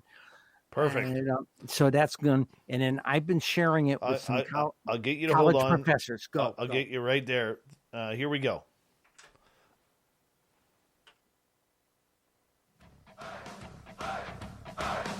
Would you like to connect with us? Head to spacedoutradio.com for all your latest show info. Now, back to Dave Scott and SOR. Third and final hour of Spaced Out Radio is now underway. My name is Dave Scott. Thank you so much for taking the time to join us. We really do appreciate earning your listening ears wherever you are on this beautiful planet we call Earth. Hi to everyone tuning us in on our terrestrial affiliates around North America and digitally on TalkStream Live, Revolution Radio, and KPNL. All of our archives are free by going to youtube.com/Spaced Out Radio. Just do me the favor, hit that subscribe button. The Desert Clam has set the password for tonight in the SOR Space Travelers Club. Batel. Batel is your password. Use it wisely, Space Travelers, as the Clam sets the password each and every night right here on Spaced Out Radio. Our website is spacedoutradio.com, where we have a plethora of features for you, including rocking out to Bumblefoot and reading up on Captain Shirk's SOR Newswire. Follow us on Twitter at Spaced Out Radio and on Instagram at Spaced Out Radio Show. We continue on with Cheryl Costa tonight. She'll be speaking at Contact in the Desert, a virtual conference, and unfortunately it's virtual, but you have to go to contactinthedesert.com, get your virtual tickets for that. You know, it's going to be a great event, a fantastic event, and I highly suggest everyone check this one out because it is the biggest UFO conference in North America for a reason. And, you know, Cheryl has piled up a bunch of studies into a brand new book. It literally weighs about 45 pounds, and it's bright pink, and it's gorgeous, and I can't wait to get a cover of it. It is called the UFO Sightings Desk Reference book. And you want to get this, you could get it on Amazon right now. And Cheryl, thank you so much for joining us. Thank you. We call that the Pink Book. I don't blame you. Do you know why we did that? Why is that? Built by girls, women, okay? And we dedicated it to Cora Lawrence, who started gathering data back in the 50s, and she was kind of in a very real sense the godmother to MUFON. Okay, because she gathered all the information, and then in '66 somebody broke away, and that actually formed MUFON. But that's what we did it. And the other reason we made it pink was we're the only people who's done any kind of UFO statistics since Project Blue Book went away in '68. And there have been people who have made a strong suggestion that if we end up out of this whole thing after June 25th, we may end up with congressional hearings, and we're the only people in the United States that have got the statistics. So beautiful. Beautiful. All right. You want to educate our audience a little bit about UFOs and the statistics and everything that's going on. Okay, well, the biggest thing is I used to put numbers up on Facebook all the time in some of the UFO groups, and I put something up there, and somebody invariably would always knee-jerk and say, oh, it's about population. That state's got a big population. Well, okay, and first thing I'm going to say, California, it's in a class by itself. Don't measure anything by California. They got 9 lines of latitude, and latitude is a driver, but we'll get to it. Okay, there's principal drivers. Population is a driver. Temperate weather is a driver. Like northern states have sightings more in the July-August time frame, and the middle-level states, that peak comes down. You get down to like Georgia, it's statistically flat, and so that's important. Temperate weather is an issue. Leisure time. Leisure time is a major driver. We found this. We knew about it in our first book, but we didn't talk about it. And then what happened was, as we were coming into the 2020 lockdown, I had fans all over the country calling me up. Hey, this is the perfect laboratory to test your leisure time thing. People are going to be locked down for a month or two. Will it impact UFO sightings? And by golly, March and April were through the roof. Okay. And we document that in the book. So population, temperate weather, leisure time, hours of darkness. Now, most people thought, you see them all. We see them in the daytime. 68 to 78% of the sightings happen between 5:30 at night and 11:30 at night, with most of that happening between 8:30 and 10:30. The other 16 hours a day only represents about 25% of the sightings. And it's very telling, especially all these people like professors and things say, oh, the UFO stuff is all noise. No. This stuff is very, very predictable. And we've got the charts to prove it. All 50 states, it's that kind of a pattern. All the shapes, it's that kind of a pattern. So you were asking about patterns. The other big driver was observer access to broadband. Now, these are principal drivers. Now, there's these secondary influences. Not every state has them, but secondary influences. Proximity to large bodies of water. Proximity to toxic ecosystems. Okay, I have my friend Thomas W. Conwell, who's a researcher here in New York State. He took the original book and started putting pins and maps and started looking at what was at those places in the things. And he found out that the UFOs tend to loiter around our dead oil fields, our dead strip mines, our dead mines, our polluted brown fields, our polluted lakes, and our polluted rivers. They seem to be extremely interested in how we're treating the environment. Okay, proximity to geological faults. They tend to hang around some of the more active faults. High visibility media reports. Now, somebody in your stream there asked during the break, do I know anything about the glut of UFO sightings in the last couple of weeks? Yeah, we've had a lot of media visibility, and the CIA figured this out, and so did Project Blue Book back in 52, that high visibility media reports drives UFO sightings. Now, is it that people are calling them in fakes? No, you get a sighting and it gets reported, and then people who had a sighting who never reported it say, well, by God, maybe I should report mine. That's kind of what it ends up being. And the last influencer is a thing called the generational effect. And this is something we see really strongly with Los Angeles County, which is the number one county in the country. They've got over 4,800 sightings for the last 20 years. That's more than 39 individual states. And then there's Maricopa County, that's Arizona, Phoenix, Arizona area, and we had the Phoenix Lights there. So Los Angeles County had the Battle of LA, February of 1942, okay? And Phoenix Lights was about 23 years ago or so down in Maricopa County, or Phoenix. We think there's this effect where grandpa or mom were talking about that thing that happened back then. Maybe if I look up regularly, maybe I'll see something cool. Okay, we think that's what it is, and we've talked to people, and it seems to be something like that. So this is the principal drivers and the secondary influences that we found that seem to have a major impact on UFO sightings in different places. I'll take your questions. All right. Well, as we're waiting for the audience to come up, you mentioned the Phoenix Lights.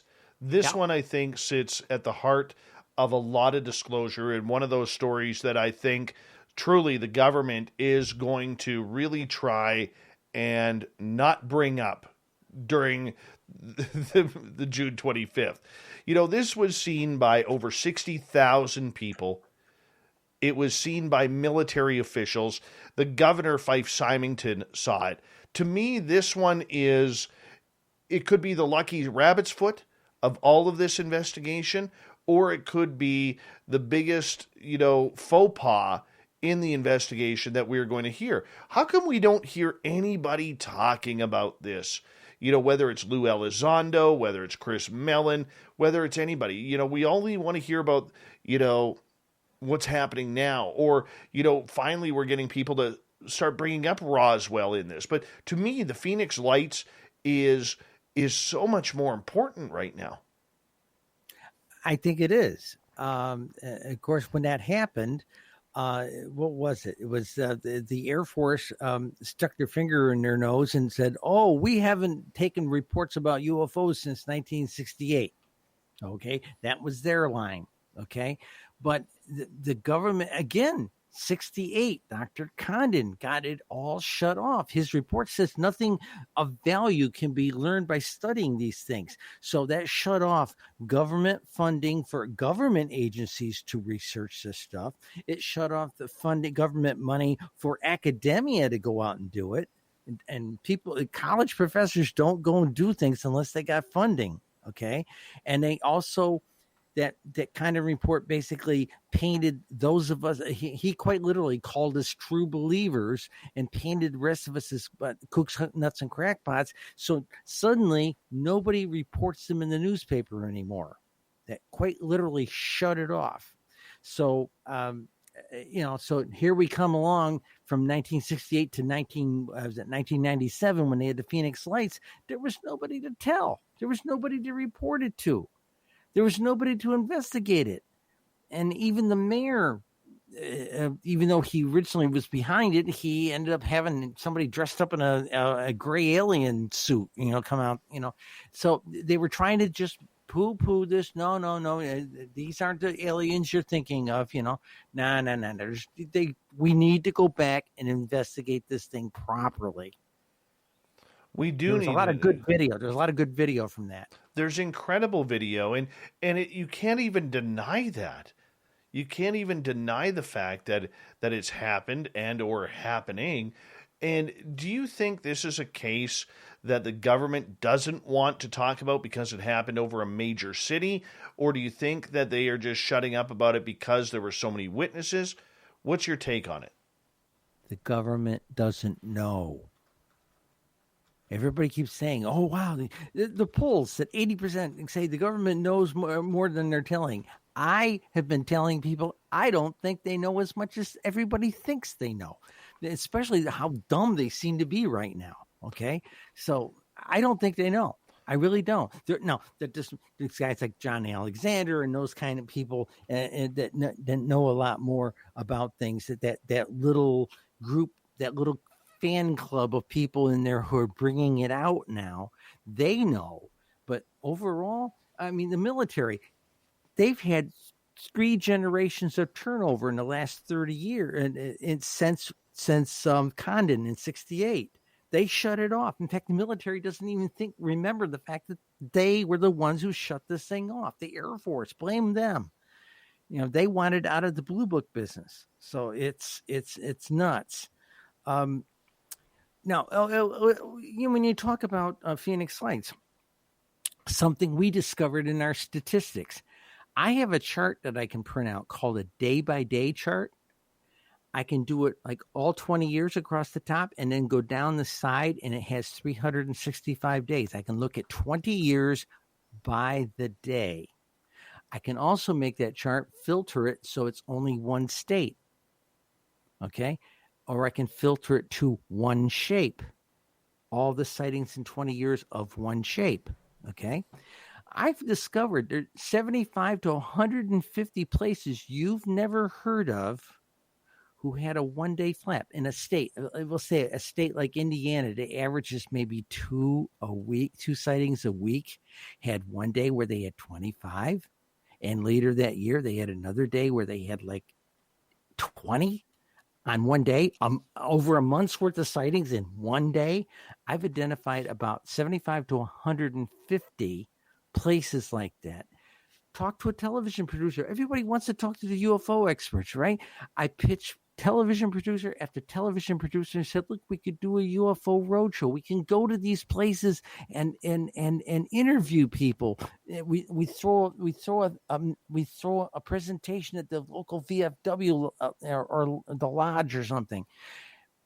Oh, no, we'd rather do something about Roswell. All they want to do is the low-hanging fruit. Kecksburg, Roswell, Shepardson, Phoenix. That's all they want to do. They don't want to hear about all the little flaps that have been going on in the country that the local paper might report, but the national papers and the national wires are not picking up these stories. In Indiana, April 1968, sightings through the roof, and local papers reported it. None of it got picked up nationally. I researched it. Well, of course, because we know, when you're battling the government and you're battling the media, who is supposed to be the voice of the people, I mean, those are two giant entities that are going to literally kick the tar out of you. You can't touch them anymore. No. I used to be able to pick up, 25 years ago, I could pick up the telephone and call the news desk at CNN. You can't touch them. I tried to send something to the Boston Globe over the weekend. They had the emails of the top editors. I sent something to them, and it blew up. Anybody I sent, even their news tips line, it blew up when I sent them an email. Okay? So they don't want to hear from us. So how are they getting their stories? How do they get their stories? Because they certainly don't listen to us anymore, the people. But that goes back to the narrative. Yeah. That goes back to the narrative on who's allowed to bring it out, right? Yeah. Whether it's Brian Bender from the Politico, he seems to be a player in this a little bit. I mean, if you want to see who's getting all the stories, go watch the Unidentified television show seasons 1 and 2, because it only lasted 2 seasons. All the reporters who got breaking stories on that are featured in there. Brian Bender, Tim McMillan, Leslie Keene, you name it. They're all something. Something. Somebody asked me this a couple of weeks ago and says, "Well, do you think you'll end up testifying before Congress?" Well, I gave my congressman a copy of this book, and I said, "If you guys have things, we're the only people with the data, for God's sakes. Okay, don't let this hearing. If we end up having congressional hearings, and we probably will." Don't let this hearing be a bunch of swaggering Navy pilots and a bunch of retired spooks. Talk to some of us who have been studying this stuff for years. They won't, though, because the media doesn't know who to talk to. You and I have discussed that over time. We're not that hard to find, though. We're not that hard to find. Google's a tough place. You're going out over some iHeart stations, right? Yeah. Those are mainstream stations. But, hey, we're in the middle of the night, I was a week, less than 4 days after the Pink Book came out. Knapp had me on coast to coast, okay? But nobody listened. I talked to people in the media. I said, why don't you have me on your radio show? Oh, you should be on that coast to coast program. That's their attitude. They're ghettoizing us. Those of us in the UFO community have been ghettoized. Yes. And I know reporters to this day who still believe that the average person who looks into UFOs is somebody who works the night shift at 7-Eleven or a gas station, no dental plan, never made more than minimum wage, and, carries around a tinfoil hat. Yeah. And you know what Linda says? Linda's got the degree in psychology. She says, and what makes them qualified to make that psychological judgment? Yeah. Laziness. Yeah. Laziness is where it is. I mean, you and I could beat the tar out of the media regarding this topic pretty darn good, but there are people who are trying to get the story out. I mean, there are some benefits. CNN seems to be taking it very seriously now. Fox News, love them or hate them, people are really starting to take it seriously over the last couple of years. They did a story this morning. My mother called me up and told me, so, Absolutely. Absolutely. But let's take your questions. Well, the questions, I'm waiting for them to come in here. Okay, so that's why I'm kind of delaying here, and we got some new members into our chat rooms here that have just come in. So, and I don't think the aliens are demons. I hear this all the time. Oh my God, the Prince of the Air. No. I don't think they're the demons. And those were the guys that Elizondo couldn't get his reports up to Secretary Mattis because there were middle-level management who were Bible thumpers who said, "Oh, we don't want the demon of the air. We shouldn't touch that." I want to clarify something because there's been a couple of people in the chat room who think, because of the comment I made about the 7-Eleven, what's wrong with working 7-Eleven? There's nothing wrong with working there. No, this is the way, the picture that I'm trying to paint here, maybe I did a poor job, is that the mainstream media thinks that the people who are looking into UFOs are a bunch of reprobates of society. People who aren't educated, people who aren't, with it, people who believe every conspiracy theory that's on Google. This is what they go around believing. So it was just a reference point. It wasn't a shot at 7-Eleven or anything like that. And by God, they have good burritos. 7-Eleven. I will say that. They got great burritos. Ate them for years. Yeah, and it's the mainstream media that is belittling because they haven't done the homework to see that there is highly educated people and highly educated government officials that are coming out and talking about this subject as we speak. They still absolutely want to pinpoint people on what their opinion of what a UFO researcher or a UFO enthusiast looks like and acts like. That's the generality I was trying to make. I know for a fact CBS News has a copy of the Pink Book because I put it in. I gave it to them. Okay, have they called me? No. Okay, so one other journalist told me everybody's waiting for June 25th. If they come out and actually really back up this topic matter and say, wow, this stuff is real in such a way that more than just saying we don't know what they are, maybe my phone's going to ring off the hook. I don't know. We got 2 minutes left. I know I see the questions starting to pop up now, but I want to ask you this before we go. Dr. Bruce Maccabee is going to be on with Science Bob here in just a couple of nights. And he's going to come on because he made a very blatant comment about 10 days ago saying that he believes that aliens are going to be introduced on June 25th. Not that they're going to bring out an alien, but there's a good possibility that we could hear that we have been contacted by extraterrestrials. He's got a lot of deep sources, over the last 50 years of doing what he does. Yep. Do you put a lot of stock into that, or is that just wishful thinking? I actually read that release and I said, this guy's a smart guy. He's been in the right places to hear the right things. He was talking about non-human intelligences, not specifically the alien word, but non-human intelligences. And I hope he's right. I hope they will set up and say, yes, we have had contact with off-worlders, non-human intelligence. I hope they come forward with at least that. I don't think they will, though. I don't think they will. Too much of a scare. It's that for us. Yeah, it's what the UFO community wants. Like I said, drinking from the fire hose. And I think Absolutely. It's too much of a scare for Mom and Pa America just now. And you know what? I will say this. Even for those in the UFO field who have never been face-to-face with an extraterrestrial or abducted or anything along those lines, I don't think they understand the magnitude of how it's going to play with their head. I really don't. And as someone who has been in that situation and knowing how I reacted a few times, I know I wasn't ready. And I don't know if I would be ready today if Carl the Alien walked through my studio door and said, "Hey, Dave, mind if I come on the air with you on Spaced Out?" I don't know how I'd react. Cheryl, I'm going to get you to hold on. Cheryl Costa is going to go the distance with us. We got a bunch of audience questions coming up. We are so happy to have Cheryl here for another 30 minutes. She will be appearing at Contact in the Desert just in a couple weeks. The same weekend, the June 25th, report comes out. How lucky for Contact in the Desert to have that happen. Go to contactinthedesert.com. Get your virtual tickets today. We'll be back with the final half hour and Cheryl Costa right after this.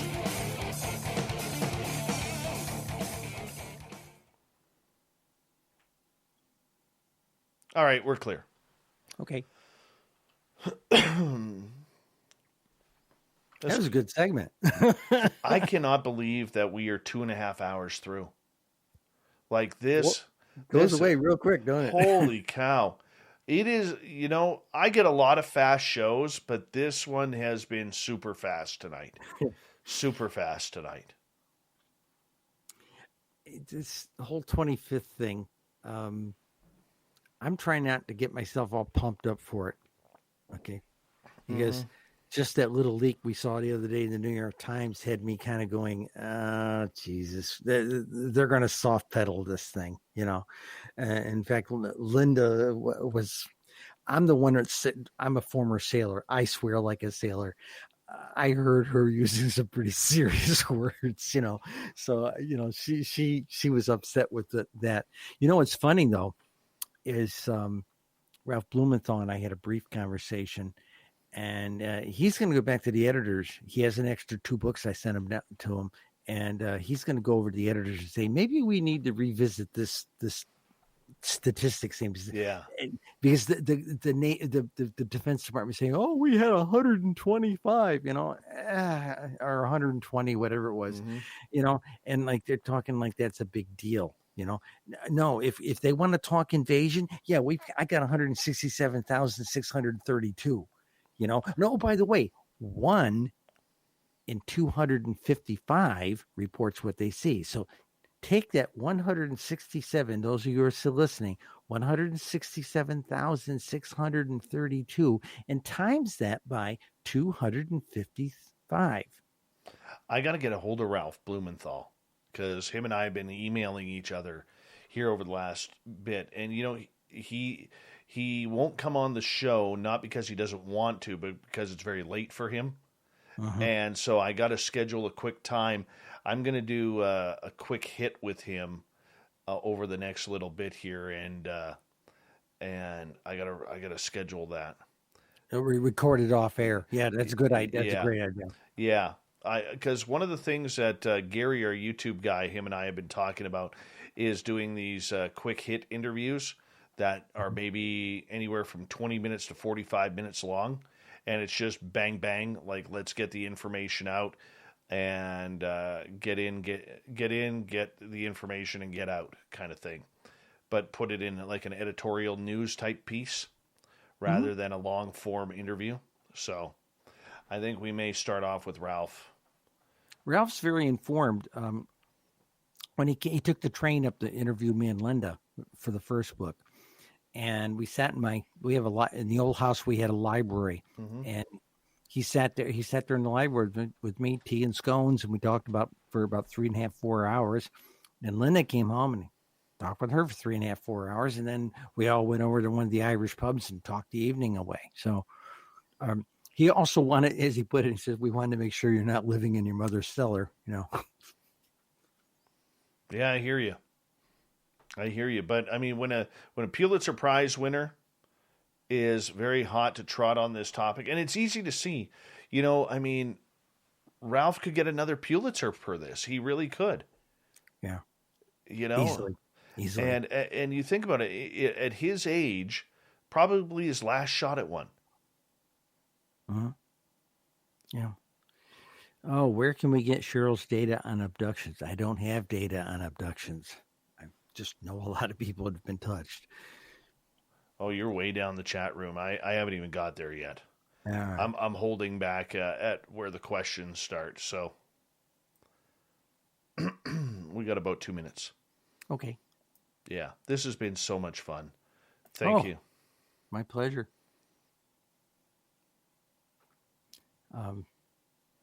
It he can't come on because the age and thing like this. There's a couple of us right now that are starting to say, I don't know if I'm going to do any more late night shows again, but what I did today, I took a good long nap this afternoon, and so I'm in good shape. Well, I appreciate that. And, I know what we do here on the West Coast. It's still early, but we do our best. This is the only time I could start the show, because if I go any earlier, I'll never see my family. I'll never see. No. I get that. So. Linda would have done a show like this with me, but she can't.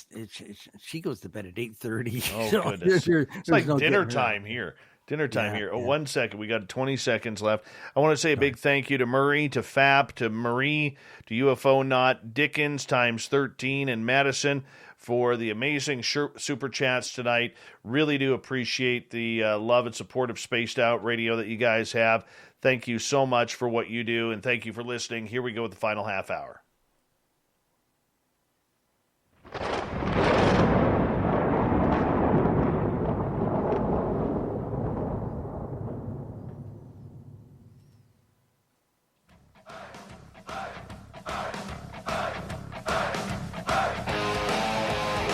We've rounded third. We're heading for home tonight on Spaced Out Radio. My name is Dave Scott. Appreciate each and every one of you tuning us in wherever you are.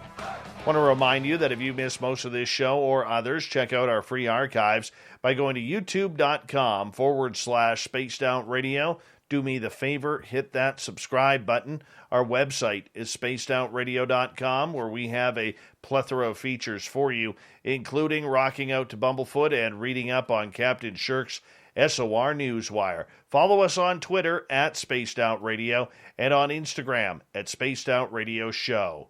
Appearing at Contact in the Desert in just 2 weeks' time, Cheryl Costa is known as one of the top researchers, authors, and journalists when it comes to UFOs. She's been with us all night. She's going to go the distance with us here. We really appreciate it. You can find her new book on Amazon, which I highly suggest you do. Cheryl, thank you so much for taking the time. Anytime. All right, let's get right to it here. And questions coming from, let's start with Jeffrey here. We did a little bit of talk on the Phoenix Lights in the last half hour, but and you mentioned that you have reviewed that and the people that reported it. A follow-up question to that, Jeff is asking, Cheryl, do you have a top 10 list of mass sightings, and what would be your number one mass sighting? Mass sightings. Oh, single events? Yeah. Oh, I don't have one. We've never correlated the data that way. No, really, I've never actually run a report like that. Like I said, I've identified these 150 places where something goofy happened one day, and they had a flap, and nobody heard about it. But I don't know about the mass sighting. I suppose probably the Battle of L.A. But then again, if you're going for the bigger population, Phoenix Lights. All right, Doris is asking, do you think the aliens have been around since before Egyptian times? Oh, yeah. I've long taken that view of the ancient aliens view, that they have guided us. They taught us agriculture, that type of thing. I think they've been with us a long time. And I know one person who has had access to them, and he quite literally said, they told me they have been with us from the beginning. That wouldn't surprise me. Dave B. in the UK, isn't it the naysayers that are now being shown to be the crazy ones now? Oh, I would agree with that. I agree with that completely. Because I have tried to put information and I've put it in front of some academics, and they won't even open the paper. And guess what? That's what they did to Galileo, didn't they? They wouldn't look through his telescope. The reason for that was, if I look through that telescope, everything I believe in is going to be damaged or shattered. So I won't look through the telescope. Okay. So, that's what it is. And I told a professor that last week. I said, do you have enough guts to look through my telescope? He's an astronomy guy. And he hasn't answered me. Well, you could say the same thing in the Bigfoot world with all the anthropologists, too. Oh, yeah. I never gave the Bigfoot thing much credit, until I went to the Greater New England UFO Conference. And they had 2 years ago, and we had a huge representative of Bigfoot researchers. And I saw slides and pictures and castings I never believed in. And I thought, whoa. So I'm there with the Bigfoot people now. All right. I love this question by Madison. Cheryl, what is the biggest smoking gun you have come across in your research? What makes you a believer? I suppose, I think the biggest smoking gun for me has been that thing I talked about, those 75 to 150 places. And the reason I say that range, some of them are the 75, they're like through the roof. Okay. And there's about another 150 that are notable, but they're not as big as some of the other ones. Those are the ones that woke me up, because when I started seeing them, going, what the heck happened that day? And I would go back into the computer and I would pull up 1 year, 1 day in a particular month and say what was going on in the country. And, there'd be the United States averages about 25 a day. Okay. And on one of these flap days, you'll see 60, 70, or 100 in 1 day. Okay. But you never hear about them because MUFON doesn't look at it that way. They just look at a month's worth of stuff. And NUFORC doesn't look at it that way. Okay. So as far as I know, I'm the only person that's ever done one of these day by day research charts. And it's amazing. I did one recently. Had to print it out on legal size paper. I did all 50 states across the top and picked 1 year, filtered by 1 year, and then went all 365 days down the side. Okay. And I was finding again, wild stuff. Some states have stuff regularly. Some states don't. And in some states, it happens in a particular year for them. Okay. Indiana, it was 2008 was a big deal for them. Okay. There was another state. Oh, Texas, 2008 was a big deal for them too. They had some really weird things happen. All right, let's move on here. Now, you asked a question during the break, or B. Hoff asked a question during the break that you kind of answered. Are aliens possibly demons? And then you mentioned that you don't believe that aliens are demons. But the follow-up question is, but some abductions stop when the victim says, Jesus saved me. What's the deal? I can't talk to that. I don't know. I've never heard that thing. Okay. Perhaps the aliens respect the fact that there's a certain level of trauma going on with that particular abductee. Okay. Who knows? I don't know what that means. I've never actually heard somebody say that they stopped during by saying Jesus saved me. Now I've heard people say who are having a very bad paranormal event reach out to Jesus, as they say, and the event diminished or stopped. But that's a different topic. Yes, I would agree with you on that as well. Okay, let's move on.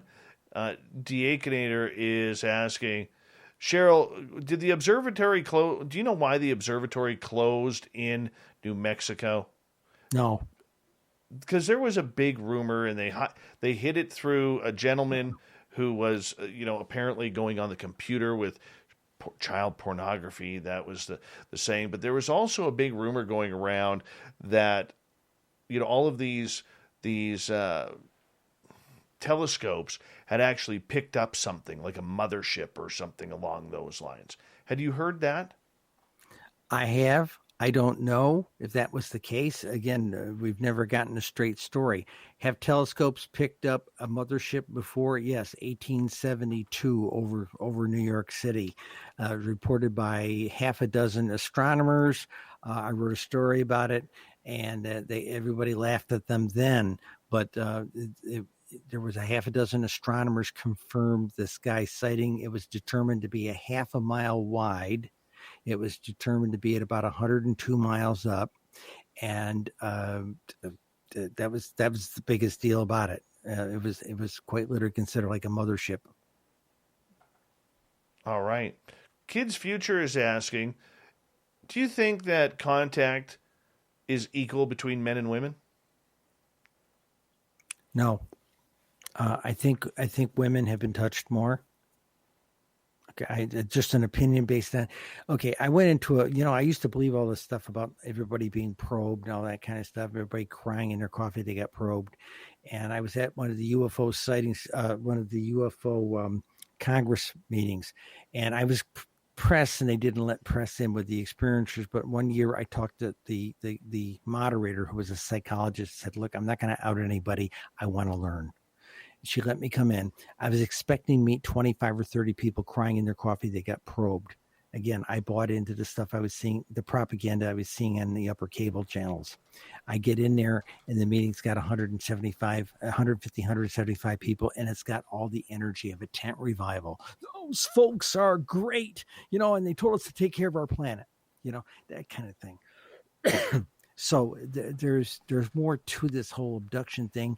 It's just not given a lot of credibility. Every time the experiencers try to come out, especially if they try to come out on social media, they're immediately attacked by the trolls. So we've got to come up with something at the National UFO Reporting Center, something very, very private for people who are experiencers to report in. Doris is asking, do you think the aliens are here to keep us from destroying our planet? Yes, I do. The fact that they shut off a couple of times, we almost went to DEFCON 1 and launched our missiles back in the 80s. They shut the missiles down, and they did it to the Soviets as well, So, yeah, I think two things. They've been telling us to take care of our planet. And two, they've done a lot to keep us from going to war with each other on a nuclear scale. What always amazed me is, if this is correctly from what I heard, was that when the UFOs were shutting off and then turning on and arming the nuclear missiles, that the Americans actually had to call the Russian government and say, this is what's going on, and we can't stop this from happening. We don't know if our missiles are going to launch, and if they do launch, please know it isn't us. And the Russians said, we're having the same thing happen here. Is that a true story? Yes, it is. Yes, it is. And it's they had a Washington Press Club thing a number of years ago where they had all these former missile men, these former officers that were the missile men in these silos come out there and tell these stories. And there was one of them where they talked about they had to have Boeing come down and reset the missiles, and it was a major effort because they shut down a whole bunch of them, So, they seem to be, for the people who think we're going to get invaded by them, they seem to be going out of their way to protect us from ourselves. Okay. 5900 Buck has a question. Have you ever heard about the alien base that is supposed to be located in Green River, Utah? No. Be kind of cool. Never heard about it. The only one I know that I can confirm is the one on the backside of the moon, because I've taught remote viewing for 20 years, and all 5 of my classes have been there. Wow. Anytime we bring you back on, we need to talk about that. Well, the cute thing that usually came out of it, after everybody's coming out of the remote viewing session, they're kind of coming out of the trance, there's usually a remark. Somebody will usually make the remark. Wow. Whoever, they don't know the target. They don't know what the target is. All they got was a little number on an envelope. Okay. And very commonly somebody sitting at that table would say, wow, whoever those folks were, they didn't want us there. But all 6 of my classes in the last 20 years have gotten that target card sooner or later, randomly. Okay. Wow. And they've all come back with similar responses. Nikki is asking, Cheryl, have you ever heard about the ET ship that was seen and some town residents in the Wild West seeing ETs during the 1800s? That's an awfully broad question in that sense. When people ask me about Los Angeles County, there were newspaper reports in the 1880s up and down of seeing strange lights flying up and down those canyons around Los Angeles. So there's a lot of stuff to be seen out in the West, and I think we've lost a lot of it because it was never reported to it. Again, the ability to report was an issue, but I've heard a lot of stories like this. I can't talk to this particular one because I don't know where it was. Well, now the questions for remote viewing are coming through. I'm going to leave those. Of course they are. I'm going to leave those ones for the side. To talk about remote viewing. Yes, absolutely. After the 25th, when everything settles down, then we'll check that on out. We'll bring you back for that. But you are going to be speaking at Contact in the Desert coming up here in a couple of weeks. What are you going to be speaking out to tease the audience a little bit? Okay. Basically, they reached out to us to record these things back in March. So I had to kind of scramble. I took the format of my 2019 format and I replaced it with all the updated charts. Okay. Basically, I talk a little bit of history because a lot of these conferences hit the ground running with advanced, ET 501, and I've always gone in with the presentation of doing a little bit of history, ET 101, and bring people up to about 50 slides in, bring them up to speed so everybody's on the same page. And so I do a little of that, and then I talk about the statistics that we came up and what the drivers are and that type of thing. And then we're doing I'll be doing a part of the talk. Now, when it was supposed to be a live conference, I was going to do 2 sessions. The second session, which I've built into this presentation, is I'd show how to do data forensics to find hot spots. Like I was talking about, I do a talk about how to find hot spots and techniques we can use to forensically find where flaps have happened that were never reported and the community generally doesn't know about. Well, that's got to feel good. Yeah. That's got to feel good. So as we move forward here and we get closer to June 18th, as we only got about 4.5 minutes to go with you tonight, let's do a little bit of a recap on this, because for a lot of people, there's a lot of hype. There's a lot of people who are thinking that they're going to get aliens out, and we're finally going to hear about aliens, and we're finally going to hear about UFOs and Roswell and everything. For the UFO public who is used to this type of talking, do you see it as a disappointment? Yeah, because we like I said, we want to drink from the fire hose. Okay, I want to see Whitley Strieber on with the guys that abducted him on Good Morning America and have him have a reconciliation kind of show. I mean, that's where I'm coming from. Same thing with Travis Walton. That's what I want to see. I want to see the Fire Not Sky guy have a reconciliation with the aliens. But that's me. Okay, I would just like enough information to be put out that the people who think we're all kooks, nuts, and crackpots will realize that the tinfoil is the new black. That's a good way to put it. Tinfoil is the new black. Because it all comes down to this, the way I look at it. Okay, we have the ability to really understand what the government is going through. What stories out there do you believe we are not going to see? We know newspapers over the last 20 years have reported stories about the missiles being shut down. So, those stories have been talked about. I don't know what they could tell us that would be other than the fact that how do I say this? I'm concerned that we're going to have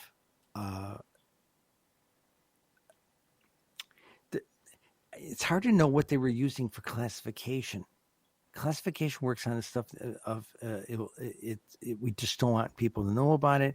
The next level up is it can do grave damage to the country, and then the highest top level one is massive damage to our country from a knowledge standpoint, or somebody getting our secret sauce on something. Okay, I worry that they will not really spill enough for us to believe and leave us hanging. You know, like I said, I had a lot of old people writing me saying, I want to know the truth, okay, before I die.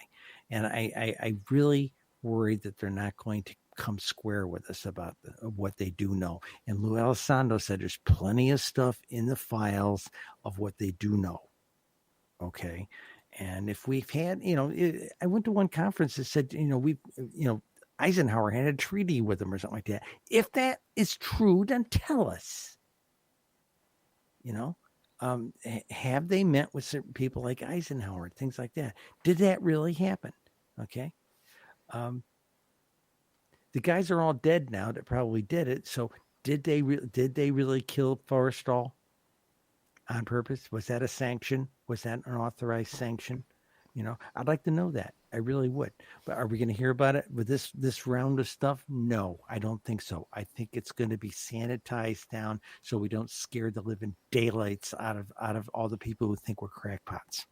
That is very true. And as we are winding down here, I will say this. I think that the Forrestal story, the Eisenhower story, Phoenix Lights, Roswell, anything that could potentially put the government in harm's way from its own people are going to be shut down, and cases of national security. The chances of those coming out until aliens are actually here are slim to none.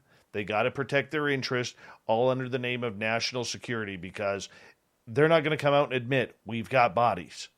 They're not going to come out and admit that we've got crash retrievals, even though that's the hot button topic. I don't see that happening. It's unfortunate. Cheryl, good luck with your speech at Contact in the Desert in a couple weeks' time. You can find the Contact in the Desert schedule with some other great speakers like Grant Cameron, who'll be coming up here very soon in a couple of weeks. And, of course, Cheryl's book, which is called UFO Sightings Desk Reference, United States of America, 2001 to 2020. You can find that on Amazon, which I highly suggest you do. Cheryl, it is always a pleasure to have you here. Thank you so much. Anytime, Dave, anytime. And next time you're on, no UFOs, we'll go straight remote viewing. How about that? Let's do that as a paranormal, because it's all one. It's absolutely all one thing. Sounds perfect. Cheryl Costa, everybody. You can find her absolutely everywhere on social media. We got Mr. Ron Bumblefoot Thal rocking in the background with Little Brother is Watching. Bumblefoot is the official music of Spaced Out Radio, rocking us in and out of every single show. Get your horns up for the guitar god himself. Special thanks to everybody listening in at home, at work, in your cars, wherever you may be. Thank you to everyone in our chat rooms tonight on YouTube, Twitch, LGAB, Revolution Radio, Spreaker, the Space Travelers Club, Facebook, and, of course, all the Starkers and Starcats hanging out at hashtag Spaced Out Radio on Twitter. I know you're out there somewhere. Remember, this show is copyright by Spaced Out Radio and SOR Media Ventures Limited. Thank you so much for choosing to share your evening with us, because together, my friends, We're watching. we own the night. Mr. Bumblefoot, we need a favor. We need you to take us home.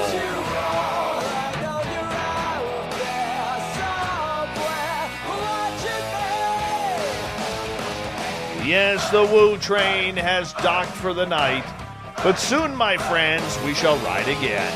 Your seats are always available. Your tickets never expire. And if you want to bring a friend, we've got room for them too. Good night.